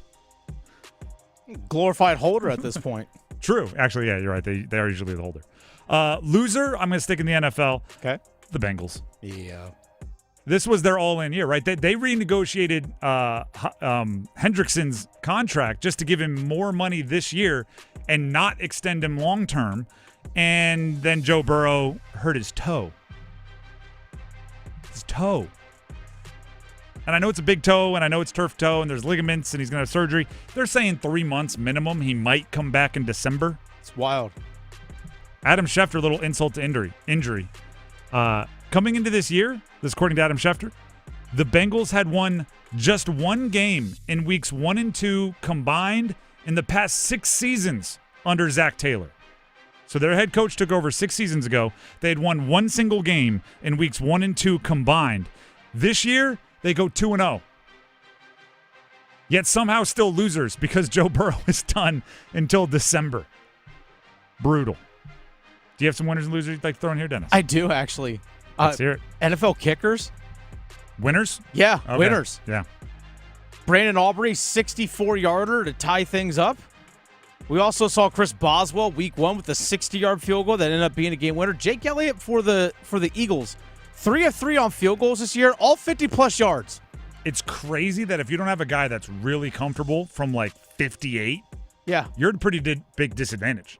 Which is interesting enough, we saw the Panthers yesterday have the ball on the plus 40-yard line, which would be about a 57, 58-yard field goal. Now let's punt it.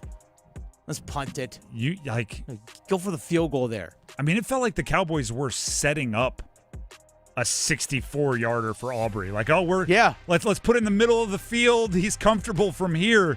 And he was like, feet on the logo, getting ready to kick. 64 yards, and he cleared the crossbar by like 10. That's the thing. Is like for them, like, hey, if we just get the ball in midfield, all right, 67 yards, we have a chance. Mm-hmm. I'm telling you, someone's going to kick one from over 65 this year. I'm telling you, it's going to happen. Cam Little made a 70-yarder in the preseason. Yeah. That's absurd. Like, so yeah, shout out, man. For real. The red line that says like field goal range, it's startling sometimes when like you get like a touchback, you get one first down, and then on like the right side of the screen, you already see the red field goal. Yeah. And you're like, whoa, they don't have to get that far, do they? Oh, the 44? Okay. It's crazy. Midfield. This one's going to be a little mean to you, Dennis, so I'm just preparing you. Loser, Pat Freiermuth and Caleb Johnson. What? Steelers. Yeah. Caleb Johnson just gifted a touchdown for not knowing the kickoff rules. Yeah. Like, how do you, as a Steelers fan, how do you make sense of what happened? I think he defaulted to college mode, and just because a situation he hadn't been in, because in college, on kickoffs, if you don't touch the ball, if the ball goes into the end zone in any way, shape, or form, it's an automatic touchback. And he tried to handle a ball off a bounce, and he actually didn't touch it, so it just went by him, and I don't think he realized that this is still a live ball. He was jogging off the field like I think Sunday he thought it was going to be a stroll. touchback, yeah. Meanwhile, recovered in the end zone for a touchdown. Yeah, and he's looking at the side, he's like, I never touched the ball. And people were telling him, it doesn't matter. Jump on it. That's also, you know what, secondary loser, special teams coach. Yeah. You got to be all over. You can't put somebody out there to return a kick without being all over the fact that they know the rules. Yeah. And then Pat Freiermuth, just because he dropped an old school Aaron Rodgers throw. I know Aaron Rodgers ain't what he once was, but he is still, when he gives it the old humph, one of the best throwers of a football in the history of the world. And he had one yesterday. Step up, roll to his right, threw it so hard that he literally lost his footing because he was running full speed to his right, whipped the arm, just couldn't keep his feet, and the ball was a dot to Pat Freiermuth like 40 yards downfield and dropped it, which just, drops her as if the throw never happened. But you know how that goes. Winner? You know what? We said it earlier. I'm going to say it again. Haynes King, Georgia Tech quarterback. 200-plus passing, 100 yards rushing. Georgia Tech beat Clemson 24-21. Do you know what was funny about that broadcast? The locker room bed. Did you see this? He had a full, king-size air mattress in the locker room and slept there through all of training camp. Just wanted to be able to lock in. Didn't want to ever leave the facility. And they showed a picture of it. He legitimately had a locker room bed. Good for him. Football guy, Haynes King. They interviewed him on the field before the game. Did you see this? I did not. It was McAfee and Saban and all those, the game day crew was interviewing him. He was mic'd up while warming up. They asked him who he modeled his game after. He was like, a little bit of everybody. Decision-making in the run game, Lamar. Growing up, I was a big Tom Brady fan. Loved the way he commanded everything. Nowadays, I'm watching a lot of Mahomes. I'm like, all right, Haynes. And then he went out there and beat Clemson. And it's like, you know what? That's the only way that was going to work, because it's pretty embarrassing if you get smoked after that, but it worked. And yes, thank you to the caller, Robert, for bringing it up earlier. Delaware Blue Hens, baby. Nick Minicucci. It's the quarterback. Game-winning overtime touchdown to get the first FBS over FBS win in Delaware school history. It's quite the name. I literally looked over to me and my wife were watching the game. I said, I like Minicucci, but sometimes I think he keeps it himself and runs too much. the next play, he kept it himself and ran for a 9-yard game-winning touchdown. And I was, what do I know? Let's go, Hens. It's winners and losers here on The Drive with Tim Donnelly on 99.9 The Fan. Wake Forest, Delaware's coming for you late November. I'll be there. I don't know why I smacked the table when I said that. I'll be there. And Dennis will be here right now to tell you this. That's right. Dennis Cox here for Loan Pronto. Folks, are you trapped in a high-rate mortgage, maybe watching all your hard-earned money just vanish away every single month? Well, stop. Right now at Loan Pronto, they are delivering the lowest mortgage rates in years. Loan Pronto's rate reduction home loan program is a streamlined, low-cost way to slash your house payments by hundreds of dollars a month. Lock in a fixed rate as low as 4.99% APR and close in as little as 2 weeks. No appraisal needed in most cases. And here's the kicker. You can skip your next 2 house payments entirely. Don't wait. Rates this low won't last. Call Loan Pronto now for your free, no-obligation quote. Imagine this, folks. Lower payments, more money in your pocket, and a fresh start with a better mortgage. Call 919-381-1760 or visit loanpronto.com to lock in your new low rate and skip those next 2 house payments. Don't let high rates hold you back, folks. Call 919-381-1760 or go to loanpronto.com right now. Equal housing lender, NMLS 1661781, subject to lender approval, NMLSconsumeraccess.org. The Drive with Tim Donnelly, 99.9 The Fan. In the next hour, we'll give you another keyword for the Sin City Skateaway, and we'll start things off with the starting 5. Don't go anywhere. We've got NFL tonight on 99.9 The Fan. Presented by Wake Med. Showtime, prime time. And we're dishing up a clash of conferences. Hot dog, man. Tampa Bay and Houston. Dominate on 3, 1, 2, 3, dominate. Pregame starts at 6. Here we go.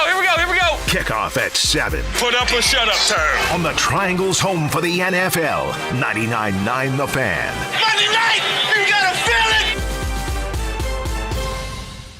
What? New scratch-offs are out? That means new chances to become a North Carolina Education Lottery Winners Club member. Yeah, in the Winners Club, I'll reinvent myself. I won't go by just plain Todd. I'll go by Toddrick. I'll get a gold jacket, play my saxophone again. I'll stop and smell the flowers, call my mom more. Ugh, wrap it up, Todd. It's Toddrick. This month's scratch-offs pack over $78 million in total prizes. The Winners Club awaits. Must be 18 to play. Approximate overall odds of winning range from 1 in 3.76 to 4.98. Problem gambling helpline 877-718-5543. At Howard Hanna Allen Tate Real Estate, they're not just about buying and selling homes. They strengthen local communities. To date, Howard Hanna Allen Tate has contributed more than $27 million to public education, children's health care, and dozens of other initiatives that improve the quality of life in the neighborhoods where their agents live, work, and play. Because strong communities create lasting value for everyone.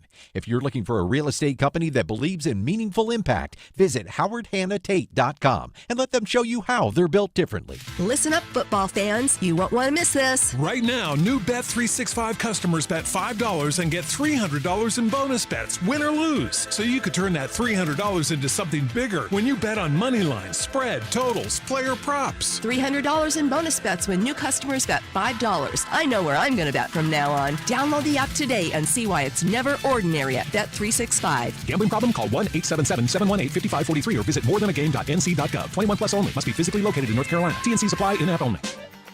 University of Maryland Global Campus offers more than 55 flexible online certificates that provide short-term credentials and real-world skills you can use immediately. With a range of affordable undergraduate and graduate certificates in high-demand fields like business, AI, cybersecurity, data analytics, and healthcare, you can earn credentials quickly to help advance your career. Learn more at umgc.edu. That's umgc.edu. Certified to operate in Virginia by Chev. Actual price will depend on product and subscription plan. Featured products are compounded drug products, which the FDA does not approve or verify for safety, effectiveness, or quality. Prescription products require an online consultation with a healthcare provider who will determine if appropriate. See website for details, restrictions, and important safety information. Want a boost in and out of the bedroom? Hims has you covered. Introducing a new 2-in-1 approach to level up your game. Tadalafil for better bedroom performance and zinc for testosterone support. Turn things all the way up and find affordable treatment options at up to 95% less than brand names at hims.com/joy. That's hims.com/joy.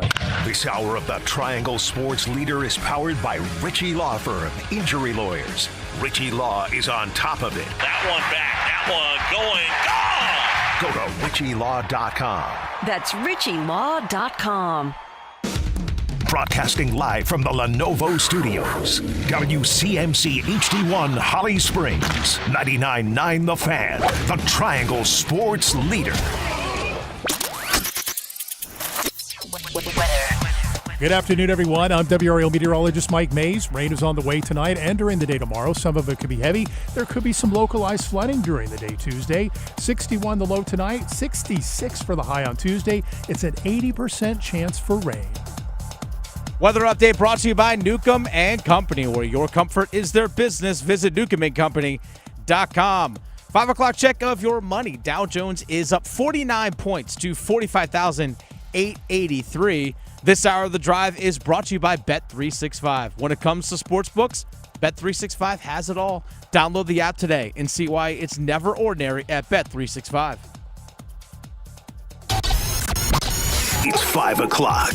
Time to serve up the biggest sports stories of the day. Here comes your starting five. The Drive with Tim Donnelly, 99.9 The Fan. Before we get to the starting five, how about we give a keyword in the Sin City Skateaway? How does that sound, everybody? How does that sound? Hockey fans, get ready. The Sin City Skateaway is back. And just like all last week, all this week, Monday through Friday, from noon to 6. If you're listening to 99.9 The Fan, each hour we will give you a keyword. If you hear that keyword and text it in before the end of that hour, you will gain an entry into the Sin City Skateaway, meaning you have 6 opportunities to gain an entry each day simply by listening and texting. We're not making this super difficult for you. We want one of you to have the experience of a lifetime. Something like the Ultimate Hockey Getaway, a pair of tickets to see Carolina play Vegas at T-Mobile Arena on October 20th. We're giving you round-trip airfare for 2 if you win. We're giving you a 3-night stay at Park MGM Resort and Casino if you win, and we're giving you $400 in food credits if you win. So don't miss your shot at the Ultimate Hockey Getaway, brought to you by Park MGM Las Vegas, Atlantic Spas and Billiards, Hot Tub and Sauna Expo, Buffalo Brothers, and Newcomb & Company. The keyword for this hour is club. C-L-U-B. Club. If you text in club, C-L-U-B, to 919-860-5326 before 6 o'clock, you will gain an entry into the Sin City Skateaway. And also, there will be one day where you have an opportunity to get an extra entry into the Sin City Skateaway. One day, and it's this Thursday. Still noon to 6. You listen in, you text in before the end of the hour, you get your Sin City Skateaway entry. But the extra will come with Victoria, who on Thursday night, Victoria from the Adam Gold Show, will be at Buffalo Brothers on Lake Boone Trail. She'll be there for a sports watch party from 6 to 8 p.m., and she will have a QR code for you to scan. If you do that, you can score an extra entry into the Sin City Skateaway. That's this Thursday, Buffalo Brothers, Lake Boone Trail with Victoria, 6 to 8 p.m. So the same noon to 6 way to text in, you just have one additional way to get a Sin City Skateaway entry on Thursday. All right, everybody got that? Keyword club. Number to text it, 919-860-5326. Now let's get to the starting five. Count them. 1, 2, 3, 4, 5. Wilson airs it out. Deep right for Neighbors. Double coverage. And Wilson dropped it in the bucket for a touchdown. Oh, my goodness. Malik Neighbors. That game, bananas. That Giants-Cowboys game, crazy. Russell Wilson threw for almost 1,000 in that game and lost. Malik Neighbors, unguardable and lost. Brandon Aubrey apparently can make kicks from anywhere and won. A 64-yarder to tie it. And if you are a big NFL fan, I hope you slept in or I hope you caught a nap somewhere because tonight there's a doubleheader. Tampa at Houston starts at 7 p.m. And then Los Angeles Chargers at Las Vegas Raiders at 10 p.m. Both right here on the Fan. There you go. After Panther Talk. So if you're out driving around in the middle of the night, or you want to bring up the app or whatever it is, there's 2 Monday Night Football games tonight. Obviously, that means Chargers, Omarion Hampton, former UNC running back, will be playing in that late night action against Ashton Genty. So the 2 first-round rookie running backs will be battling it out in the middle of the night on the East Coast. 10 p.m. start for that one. For other NFL news, J.J. McCarthy, they're saying 2 to 4 weeks with an ankle injury. Finished the game on Sunday night, so, one of those things, I guess adrenaline got him through it. Woke up today, owie. He's hurt. Joe Burrow appears like he's going for surgery, according to reports on his turf toe on a torn ligament, which means he's out minimum of 3 months is what we're hearing, but possibly longer than that. Aaron Jones, running back from Minnesota, he appears out. Jaden Daniels is dealing with a sprained knee. He may be out this week, not this year. Sorry, Washington fans. Maybe out of this week. Not. You start talking about out and use the word years, people get scared. That was my bad. Hilariously, the Vikings play the Bengals next week with Burrow out and J.J. McCarthy out. We get the premier matchup of Carson Wentz, Jake Browning. But who knows? Mac Jones played really well in the stead of Brock Purdy, so maybe the backups will just have a little bit of a moment here. In injury news, the Panthers also got some bad news today, or at least they passed along some bad news to us. Robert Hunt, torn biceps, and Austin Corbett with a MCL, grade 3, whatever they call that. A torn MCL. Grade 3 sprain. There you go. Yeah, which is essentially a tear. They're both going on IR. Their return uncertain. But that's obviously your starting guard and your starting center. So not great there. Not a great day for NFL injuries, but that's the sport. That's number 5. Let's hit number 4. 1, 2, 3, 4, all together. The snap is off. It is on the way. It's got the distance.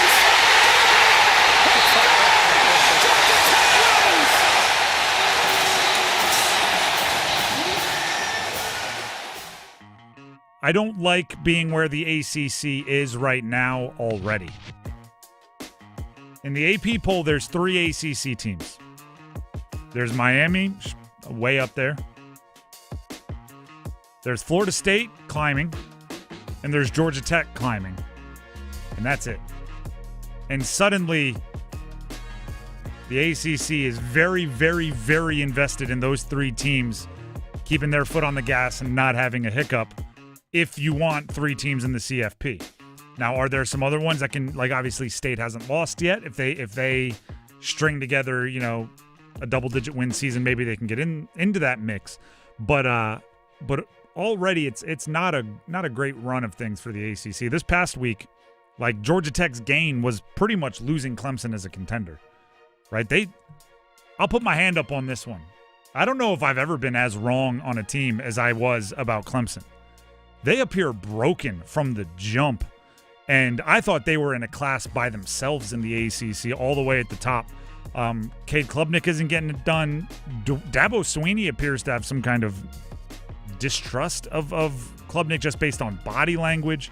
The defense isn't getting it done. Some of these guys that are going to go be first-round NFL draft picks, you're going to be looking at their last year in college going like, where's the production? I was flat out wrong about Clemson. So that one hurts the ACC because they're always one of the kind of flag bearers. SMU, who's another team that you need to be good, they beat Missouri State 28-10. Missouri State? You got to beat them by more than 18. I didn't even know Missouri State existed as a school. Yeah, sounds like it, right? Sounds like that'd be a school in like a television show where they didn't want to pay the rights. Right. Missouri Tech or something like that. Duke lost to Tulane. That is for the ACC, a Group of 5 team beating an ACC team. Virginia Tech got mollywopped by ODU, fired their coach. Yeah. That's a Group of 5 team spanking an ACC team. And then Pitt lost to West Virginia in their rivalry game in overtime. And it's just like, man, not a good weekend for the ACC. I was looking at Georgia Tech's schedule going forward. They can make a run here, like a legit one. They have Temple at home. Should be Temple. Then they go to Wake Forest, and they're home against Virginia Tech. Those should all be wins. True. And then they got to come to Duke in mid-October, October 18th, which Duke is not going to be a pushover, but I think Georgia Tech should definitely be favored in that game.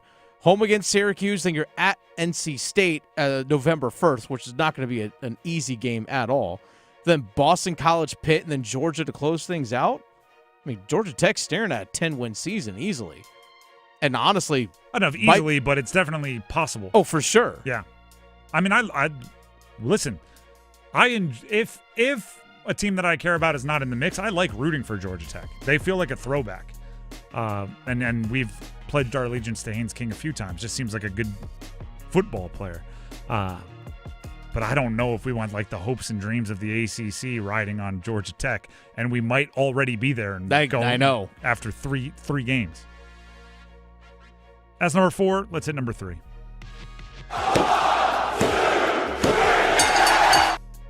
Mensah, deep drop, fires for Shepard on the left, and he'll take it in for the touchdown. Speaking of, Duke lost to Tulane over the weekend. Duke is 1-2 with a loss to a Group of 5 team and a spanking at the hands of Illinois, and a closer than it felt win over Elon. Let's be honest, they kind of got spanked against Tulane. Yes. Let's be honest. It felt more than a one-score game. Well, actually, then Illinois didn't feel like as much of a spanking. Either way, when you have to declare the levels of which they got spanked, that means things aren't going well. I'm surprised.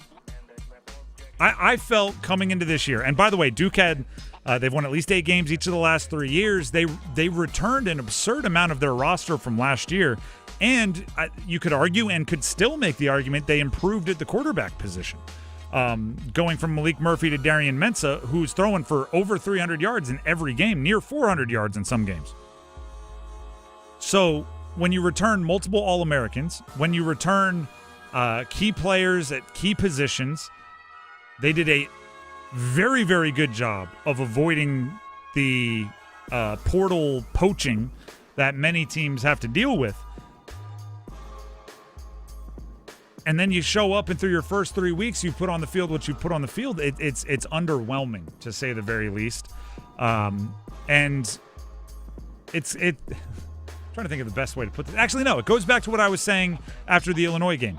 They have an issue with production turning into results, right? You watch them, and I've said this a few times.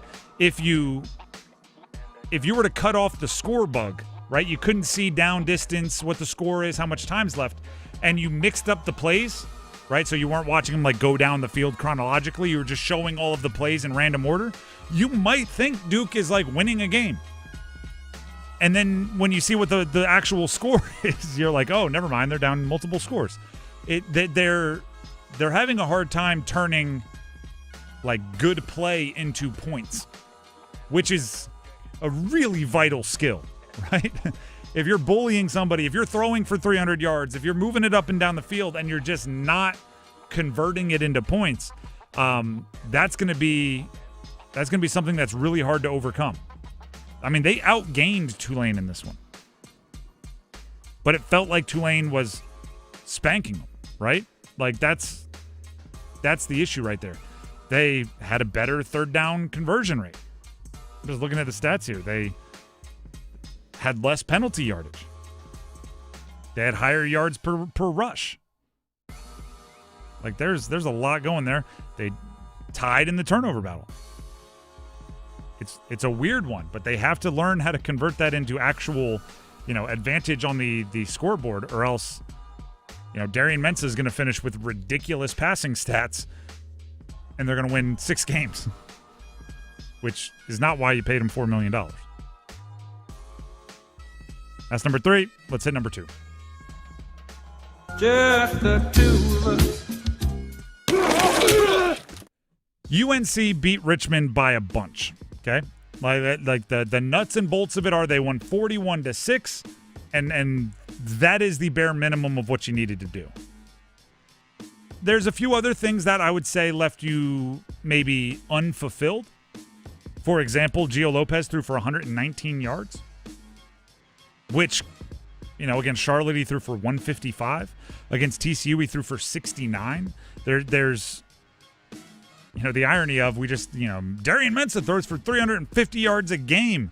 Well, through 3 games, Gio Lopez has 343 yards combined. So the volume in the passing game isn't really there for UNC. But here's what I do like for the Tar Heels in that Richmond game. They needed to start answering some questions so you know who to lean on. Jordan Shipp, wide receiver, he's a star. And now I think that's bona fide, right? During the offseason, people were telling us about it. We've seen it enough. And against Richmond, he did it enough that it's like, all right, everybody is aware he's the centerpiece of the passing game. So if you need a play, he's the first option. If you need a third down, he's the first option. If Gio Lopez can only throw outside the hashes to his left, when you need a play, you put Jordan Lopez outside the hashes to Gio Lopez's left. Like, it's that kind of deal. Also, the freshman running back, Damon June. The running back, situated. He's the guy, right? As recently as last week, they're talking about, well, we still need to sort out kind of our running back rotation. Is it going to be Goss? Is it going to be Hood? Is it going to be this guy? Is it going to be that guy? It's June, okay? He had 150 yards roughly. One of the better rushing games for a freshman in UNC history. So now, even if his first 3 carries go for a total of 7 yards, you keep giving him the ball because he's your guy. And I think that's important in a running game. He's got a strong burst. He does. He's a straight line runner, but he has a strong burst. And at least, again, Richmond, take it with a grain of salt because of opponent. He has good enough vision. He's a one-cut guy, but at least it appeared as if he was picking the right spot to burst more often than not.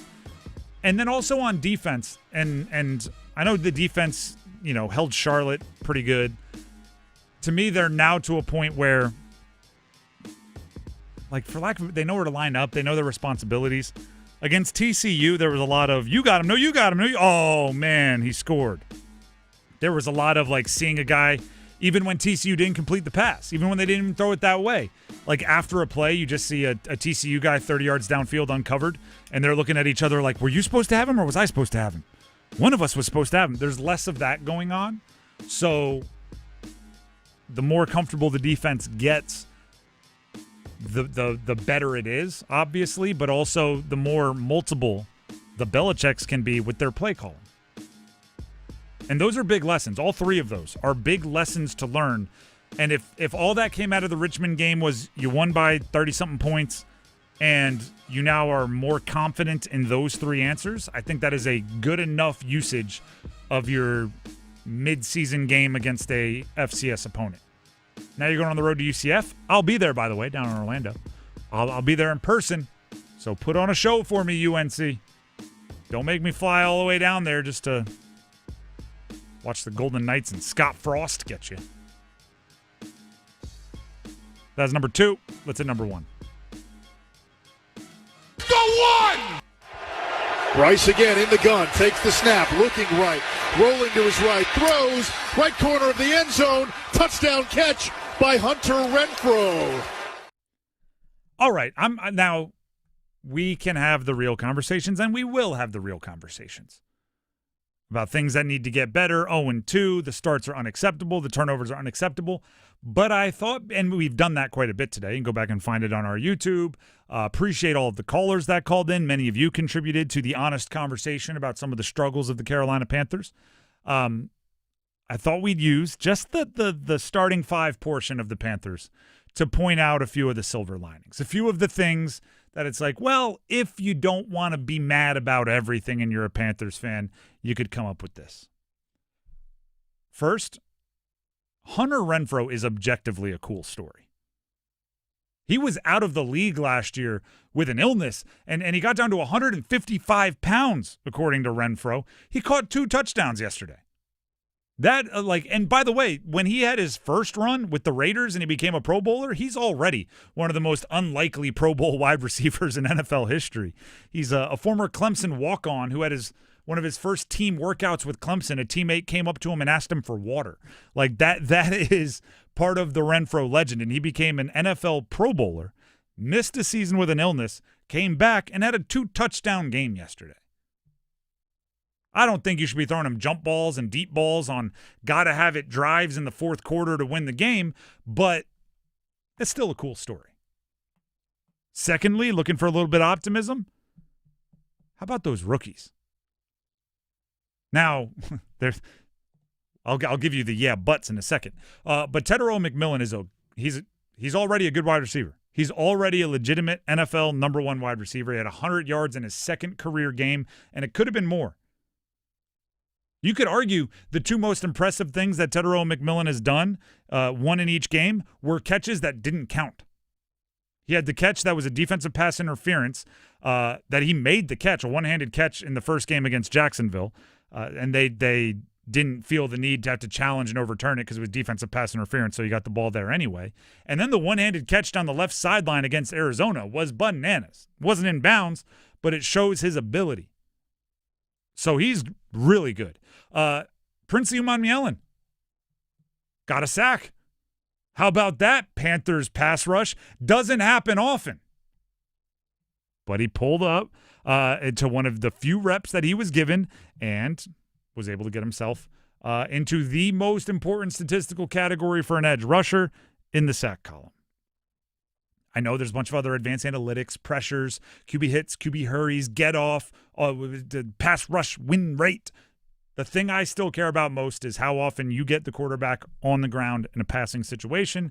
Umanmielen did that. And then also ETN popped a few times. The return game, he looked like I was worried about his explosion watching his college tape pre-draft, and it looks like he has more of that than I gave him credit for. So that's a good turn of events for the Panthers. Now, the but on that is, and by the way, Lathan Ransom also, I thought played a solid game, went out there, and it just seemed like he brought energy. The fourth round pick safety. The but to all of that is, why weren't the young guys playing early, like in the first game? Why wasn't Princey Umanmielen and Lathan Ransom and Nick Scorton out there? Like the fact that they jumped into their first meaningful action in week 2 and immediately were like, oh, there's a bright spot, those guys. How is it that obvious as soon as they get in the game, but the coaches couldn't figure out that they should be playing week 1? That's a really tough one to explain away. Any other positives you can think of, Dennis? No. Yeah, because I don't and I don't want to, because I can hear some of you either thinking it. You may even be telling it to someone else in the car. I don't want to give positive for not giving up. To me, that's the bare minimum. That's expected. Like, that after they found themselves in a hole, they didn't give up and kept playing. It's like, well, that's not, you don't get praise for doing that. No. If I I don't know. If your job is to if you're a kid and you're out there mowing lawns and I pay you to mow my lawn and you mow my lawn, I'm not going like, can you imagine how great this kid is? He mowed my lawn. It's like, that's kind of what he offered to do and what you paid him to do. The Panthers not quitting, that's kind of your job. The very, very, very, very bare minimum. So when it comes to positives, I like the rookies. I like the story of Renfro. And maybe how about this? How about this as a silver lining? Your starting center got hurt. He's going on IR, but you have a guy with starting experience last year in Cade Mays. So at least it's a position of depth. Yeah. Let's not forget last year that the game against Atlanta, Robert Hunt did not play in that game. Or that last game of the season last year, Robert Hunt didn't play in that game where Bryce threw 3 touchdowns and ran for 2. There you go. Cade Mays, your chance is here again. Lesson for everybody out there. If you don't win the starting job, stay ready. Prepare like a starter. You never know when your number is going to be called. Former NC State guy Chandler Zavala is going to start too. He's going to have to. And he's gonna, these guys are going to have to play really well because Bryce needs all the help he can get. The Drive with Tim Donnelly, 99.9 The Fan. Before we grab our numbers game contestants, Tim Donnelly here for DraftKings Sportsbook. The NFL season is rolling.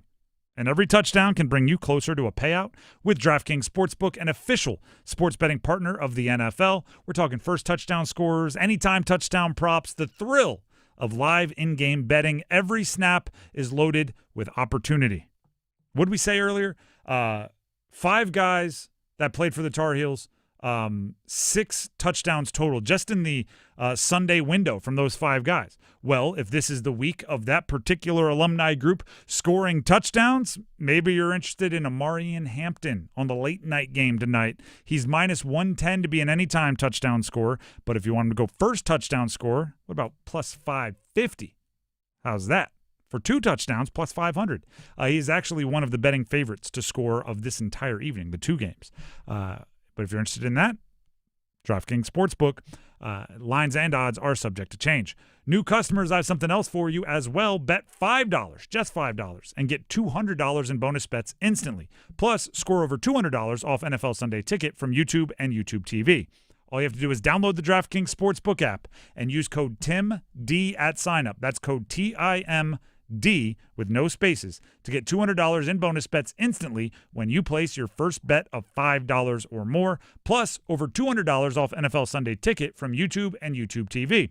In partnership with DraftKings Sportsbook, the crown is yours. Gambling problem? Call 877-185-543 or visit morethanagame.nc.gov. 21 plus, North Carolina only. Eligibility restrictions apply. Bonus bets expire 7 days after issuance. See sportsbook.draftkings.com/promos. NFL Sunday Ticket offer for new subscribers only and auto renews until canceled. Digital games and commercial use excluded. Restrictions apply. Additional NFL Sunday Ticket terms at youtube.com/go/NFL Sunday Ticket/terms. Limited time offer. Now we need those numbers game contestants. What is the prize for today? Oh, Jimmy Carr, some stand-up comedy tickets. Jimmy Carr at DPAC on September 26th. If you want to win the tickets, you got to win the numbers game. If you want to win the numbers game, you have to call in now. The number to call, 919-860-5326. That's 919-860-5326 to play the numbers game. Next. Finally. Yes, finally. There's an app for 99.9 The Fan. Finally! Listen to your favorite hosts, your teams, and live sports action. Touchdown, Philadelphia! They're destroying the Chiefs! And every podcast episode at your fingertips, anytime, anywhere. Available for Apple iPhone and Android phones. Download the 99.9 The Fan app today. Powered by Aspire Money Management. Sports can be unpredictable. Your elevator shouldn't be. That's why you need Metro Elevator, Raleigh's hometown team for expert commercial elevator service. Locally owned and operated, we specialize in keeping your building moving with top-tier repair, maintenance, modernization, and installation. Our highly trained technicians deliver fast, responsive service to ensure your elevators run smoothly. No surprises, just results. Trust Raleigh's own Metro Elevator to keep you moving. Learn more at metro-elevator.com/Raleigh. Ready to rule the road in a brand new 2025 Jeep Grand Cherokee L? It's the Drive into Fall sales event at John Heister Chrysler Dodge Jeep Ram in Lillington. And you can take up to $11,000 off MSRP. That's right, luxury, power, and legendary Jeep capability for up to $11,000 less. See dealer for details. John Heister has the largest inventory and best selection in the area to choose from. So get off your keister and get to Heister today. John Heister Chrysler Dodge Jeep Ram in Lillington. Hey, what do you say? John Forsland here for my friends at Buffalo Brothers. I travel coast to coast covering hockey. But when I'm back home, I head to my home away from home, Buffalo Brothers, for the best wings on the planet. You can't beat their specials at all 5 of their Triangle locations. Every pro football game day, you can get Miller Lite Draft for $4.50 and Blue Moon Draft for $5.50. Pet-friendly patio too. BuffBrothers.com. Aw, man, now I want wings. My girlfriend is vegan. Sorry, I don't know why I'm telling you that. I assume she's already told you. I'm not going to make jokes about vegan food. I think it would be tasteless. If you like fast-paced, edgy one-liners, then get ready. Jimmy Carr is going back on tour with his brand new show, Jimmy Carr Laughs Funny. DPAC Friday, September 26th. Don't miss Jimmy Carr's new hour of stand-up comedy. Get tickets now at dpacnc.com. If you love to travel, Capital One has a rewards credit card that's perfect for you. With the Capital One Venture X card, you earn unlimited double miles on everything you buy. Plus, you get premium benefits at a collection of luxury hotels when you book on Capital One Travel. And with Venture X, you get access to over 1,000 airport lounges worldwide. Open up a world of travel possibilities with the Capital One Venture X card. What's in your wallet? Terms apply. Lounge access is subject to change. See CapitalOne.com for details.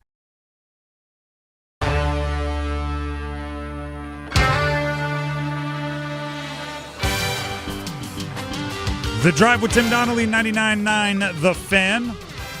It is time to play the numbers game. Today's contestants are Frank and Clayton and David and Durham. They'll be battling it out for tickets to see stand-up comedian Jimmy Carr. And as always, we'll bring them both on the show, ask them the same question.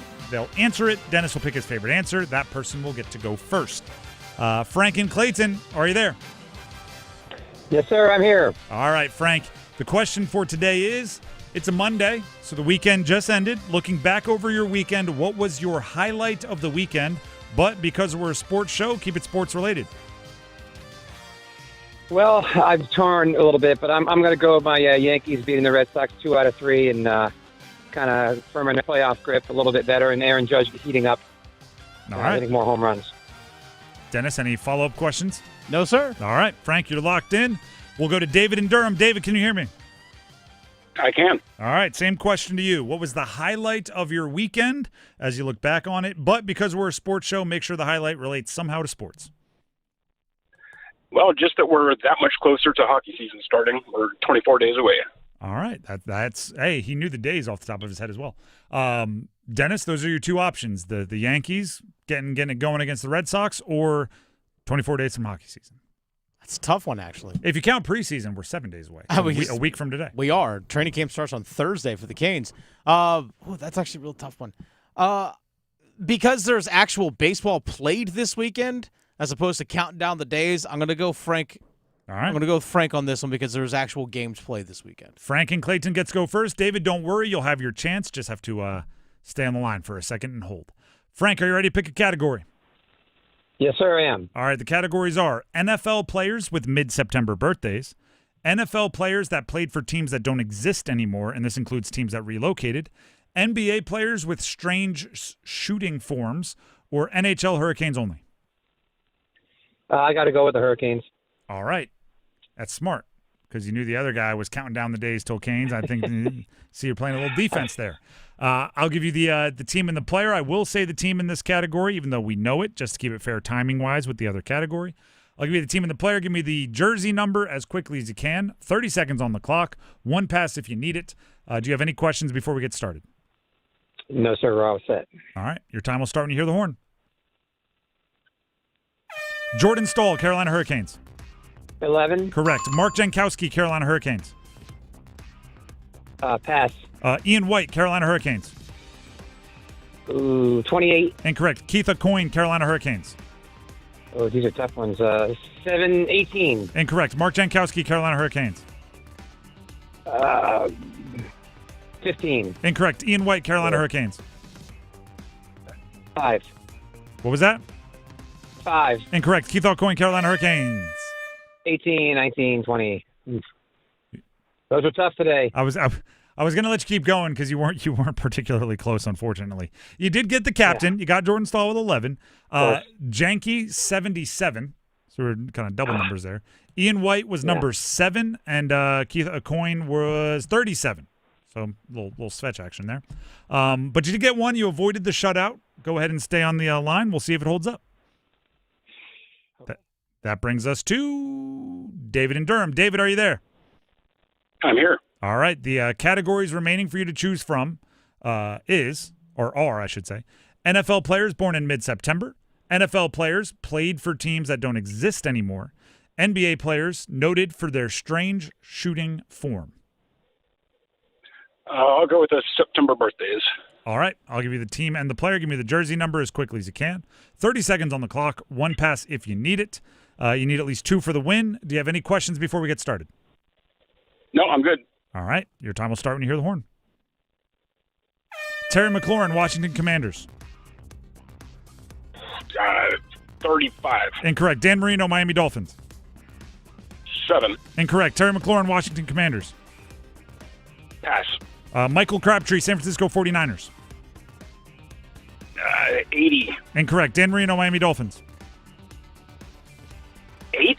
Incorrect. Terry McLaurin, Washington Commanders. 29. Incorrect. Michael Crabtree, San Francisco 49ers. 81. Be honest with us, Be honest with us, David. Would you have picked the Canes if that option was available? Oh, 100%. Yeah, that was a good defensive move by Frank there. The answers we were looking for, of which, to be quite frank, you weren't very close. McLaurin 17, Dan Marino 13, and Michael Crabtree 15 were the numbers we were looking for. Not enough for the win, but hopefully you had some fun. Yep. All right, appreciate it. And that means the winner is Frank and Clayton. Thank you. It was good strategy picking the Canes first, and it was kind of an ugly defensive battle, but you got the win. So congratulations. You get the Jimmy Carr tickets. Thank you much. Go ahead and all right, very good. Stay on the line. Dennis will grab the info he needs to make sure you get your prize. Felt like Bryce Young offense out there for a minute. There is a moment where, like, if you don't get Terry McLaurin and you don't get Dan Marino, and I see that the next one is Michael Crabtree on the Niners, I'm just like, oh, if you're not getting those two, Michael Crabtree ain't happening. Because McLaurin is a wide receiver who's really good now. Marino, 13 Marino, is one of the most famous numbers out there, right? Because the unlucky 13, he never won the Super Bowl. It's a whole thing. If you go to the Miami Heat arena, they've retired Dan Marino's jersey in the rafters, which is just hilarious. But it is, occasionally knowing the answers here just sets you up for like, oh, there's no way that's going to work. The Drive with Tim Donnelly, 99.9 The Fan. Few things I want to remind you about. First, City Skateaway. If you want to win the trip to Vegas and all of the things that go with it, you have another 22 minutes to text in club as the key word. For the 5 to 6 o'clock hour, CLUB is the key word. Text it to 919-860-5326. If you text it in before 6 o'clock, you gain an entry to win the whole thing. The trip to Vegas, the hockey tickets, the round-trip airfare, the 3-night stay at the Park MGM Las Vegas, the $400 in food credits. You get the whole thing if you win. And you get an entry if you text in club to 919-860-5326 before the end of the hour. Also, I want to remind all of you to download the app. We have an app, a 99.9 The Fan app for your phone, and it's awesome. Okay? It is, first of all, I'm not like, I didn't make it. I don't know how to code. I was not part of the design. So my compliments are truly genuine. They did a great job of thinking about what a sports fan in the triangle would want, right? You don't so many bells and whistles when you get to an app. It's like, I don't need any of this, but I want to have it very easy to get to a live stream. I want to be able to access the content about whichever team I am most interested in very quickly, very easily, and I want giveaways. And I want reliability. And I want to feel connected to the local sports scene. It's all there. Just search 99.9 The Fan in the Google Play Store or the App Store, depending if you have the Android or the iPhone, or if there's any other issues that confuses you with. You can always go to any of our social media bios, 99.9 The Fan, search for it, click the links in the bio, and it'll take you right where you need to go. And by the way, after downloading the app, as a favor, I would really appreciate it if you went back to whatever store you downloaded it from, Google Play or App Store, and gave us a 5-star review. 5 out of 5 would be great. But also, once you get the app on your phone, make sure you register. You get the profile. You have to put in your name, your birthday, and put in a real personal email, because registered users are going to have a chance to win some, what we're calling them early sign-up prizes. They're like early adopters. If you're there and you're in the first group of people that download the app and register and do all of that, we're going to pick some of you and give some stuff away over the next bit of time here. And our first that we've announced is a pair of tickets to the Clemson, North Carolina football game. Nice. At Kenan Stadium on October 4th. and I believe we're going to give that away by the end of the week. Yeah. And there's other giveaways that I am aware of that I can't mention on air, but you want to be registered for them. So if you want the tickets, Clemson, North Carolina, or other sweet prizes, download the app, register, use a real email, because that's how we'll notify winners. We'll send it to the email you register with. So just give us a real one that you check. All right, I think that's all I have to tell you, but that doesn't mean that's all we have to tell you. Dennis has something else for you. That's right, I do. Dennis Cox here for my good friends over at Law Tigers. Something that I always appreciate about being in this community, in this area, is that you get people that like to support local. And one of the things about being a motorcycle rider is that if I know if I'm injured in a motorcycle accident, I contact Law Tigers at 1-800-LAW-TIGERS. I'm getting a representative in the state of North Carolina that's going to be in the area where I live, but also someone that's part of that motorcycle riding community as well. That's one of the beautiful things I love about living here and about Law Tigers, is that it's people within your community supporting you and you supporting your community as well. And again, if you're injured in in a motorcycle accident, you got to give Law Tigers a call at 1-800-LAW-TIGERS. Again, even before you contact the insurance company. Insurance companies, as we all know, they just want to give you the least amount possible. That's just how they operate. Law Tigers, they're there to fight for you. They know what your bike and your gear are worth, but also they understand the what it's like to go through in an accident, what it's like to be in that situation, what it's like to be out there on the roads as a motorcycle rider. That's why your case evaluation with Law Tigers is always free.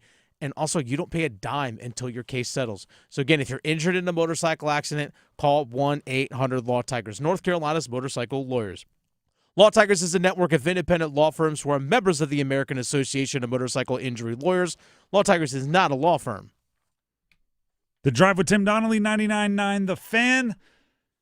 Well, there's some injury news out of the Panthers, and I want to talk about how it impacts them moving forward. Stick around. That's coming up next right here on The Drive. Move your sports day forward.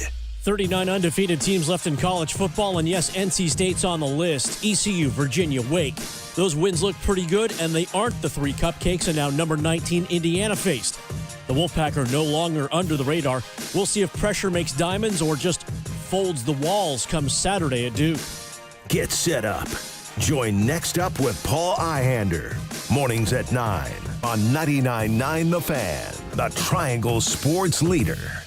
Is your whole home operating at peak performance? With Newcomb & Company, your independent Trane dealer, proudly serving our community for over 70 years. As a Comfort contract customer, you'll get priority service and a 15% discount on all HVAC and plumbing service calls and repairs, including repairs and replacements for faucets, toilets, piping, garbage disposals, water heaters, drain cleaning, and more. Call 919-862-3000 or visit newcombandcompany.com. Newcomb & Company, your comfort is our business. The rarest finds, the finest brands, the moment you've been waiting for. September 25th through 27th, discover an unmatched collection of pre-owned Rolex and Cartier watches at Bailey's Fine Jewelry in Raleigh's Village District.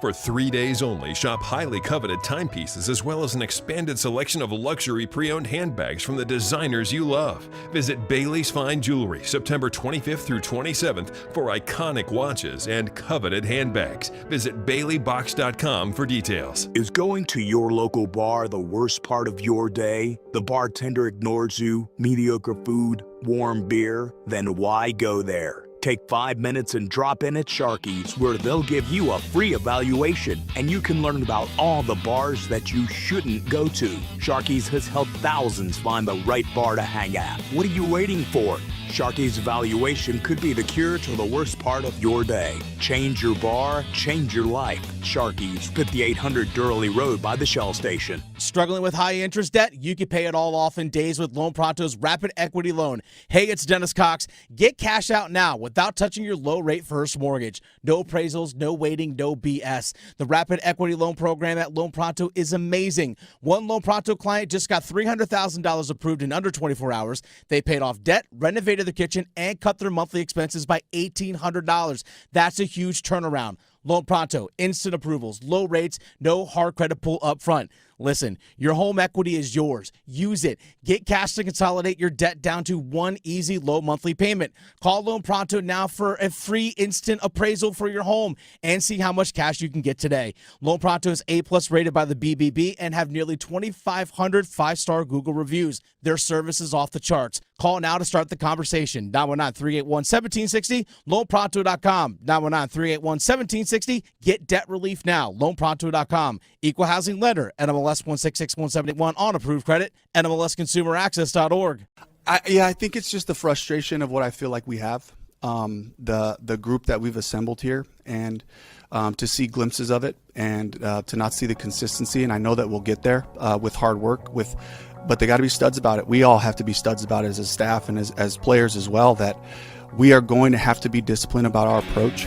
We had a great week of practice. The focus was there. The intensity's there. We cannot back off of that. That's our standard. That's the standard of work, and we have to be studs about how we go back to work.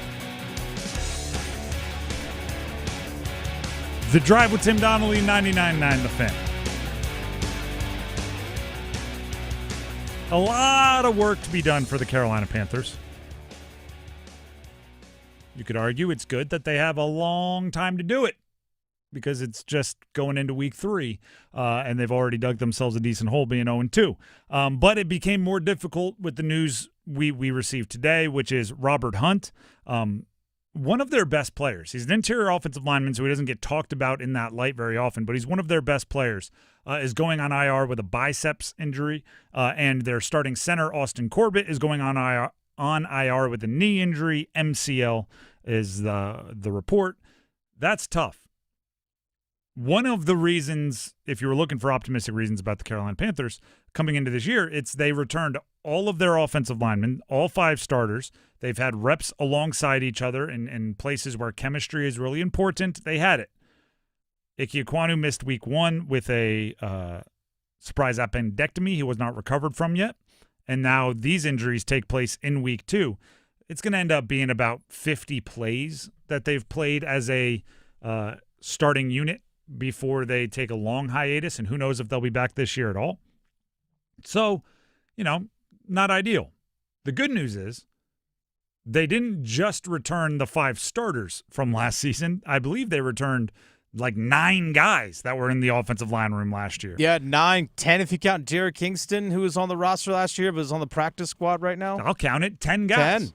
So Cade Mays is going in there to take over at center. He played a bunch of football last year. Chandler Zavala is going in there to play guard. He played a bunch of football for the Panthers, and he and Ike Ekwonu have played a ton together. So there's going back to their days in college.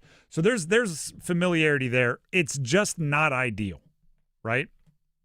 The offensive line, I mean, I don't have to educate all of you on how important the offensive line is. It's been said time and time and time again. Jokingly, during the Panther game, somebody on Twitter asked me if I could still play. It was a zing at Bryce Young. I don't have delusions that I am or ever was an NFL quarterback.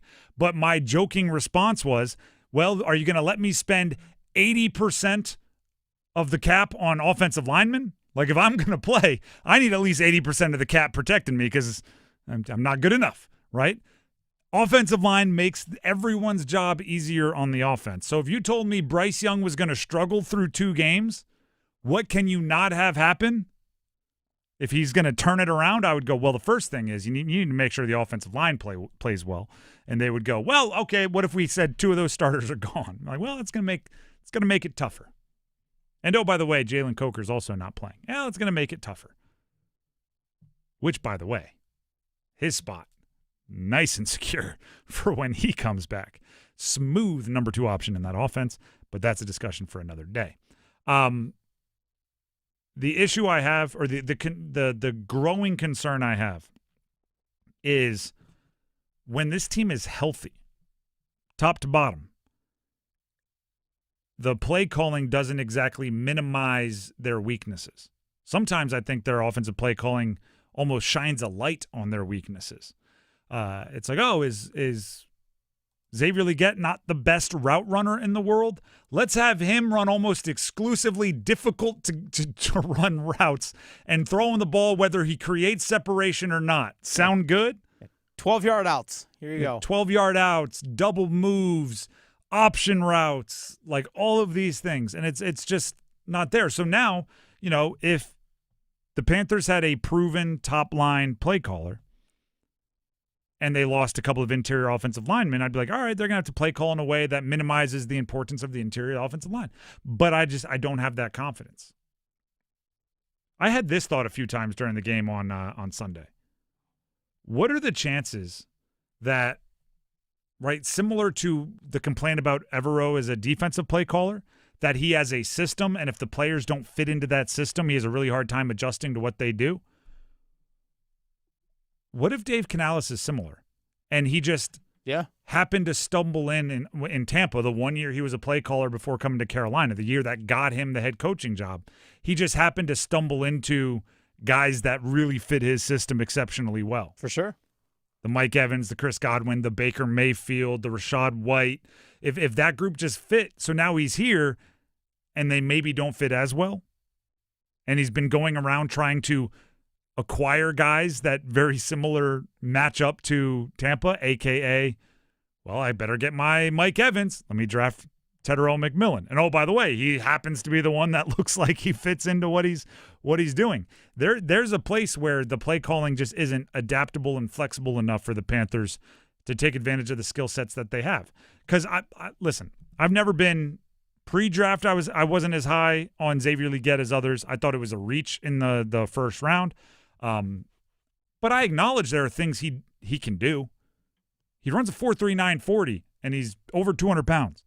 He's like 227, I think, is what he weighed in at. That can be valuable if you use it correctly.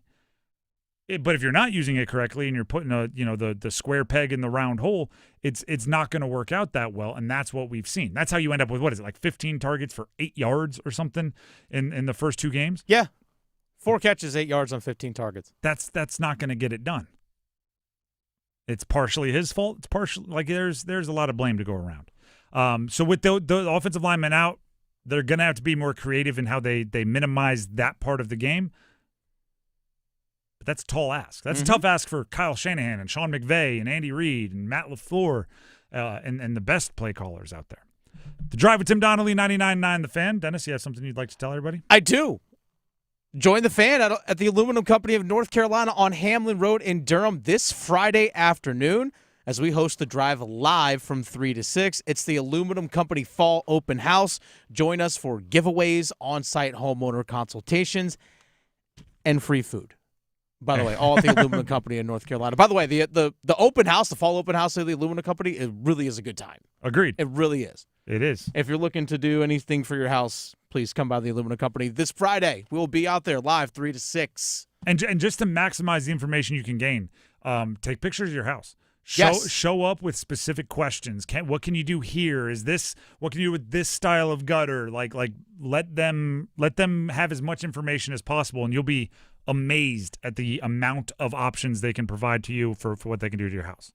My girlfriend's house, we got the roof redone a few months back from the Aluminum Company. Look at that. Yep. Did it all start with like showing them pictures on a phone? Yeah. Yeah. It did, actually. Usually does. That was completely unplanned, but it usually does. I've been to the open house enough to know that you show up and you give them a lot of information, they can do some things. And they want to take care of you, and you get some free food out of it, and you get to hang out with a lot of cool people.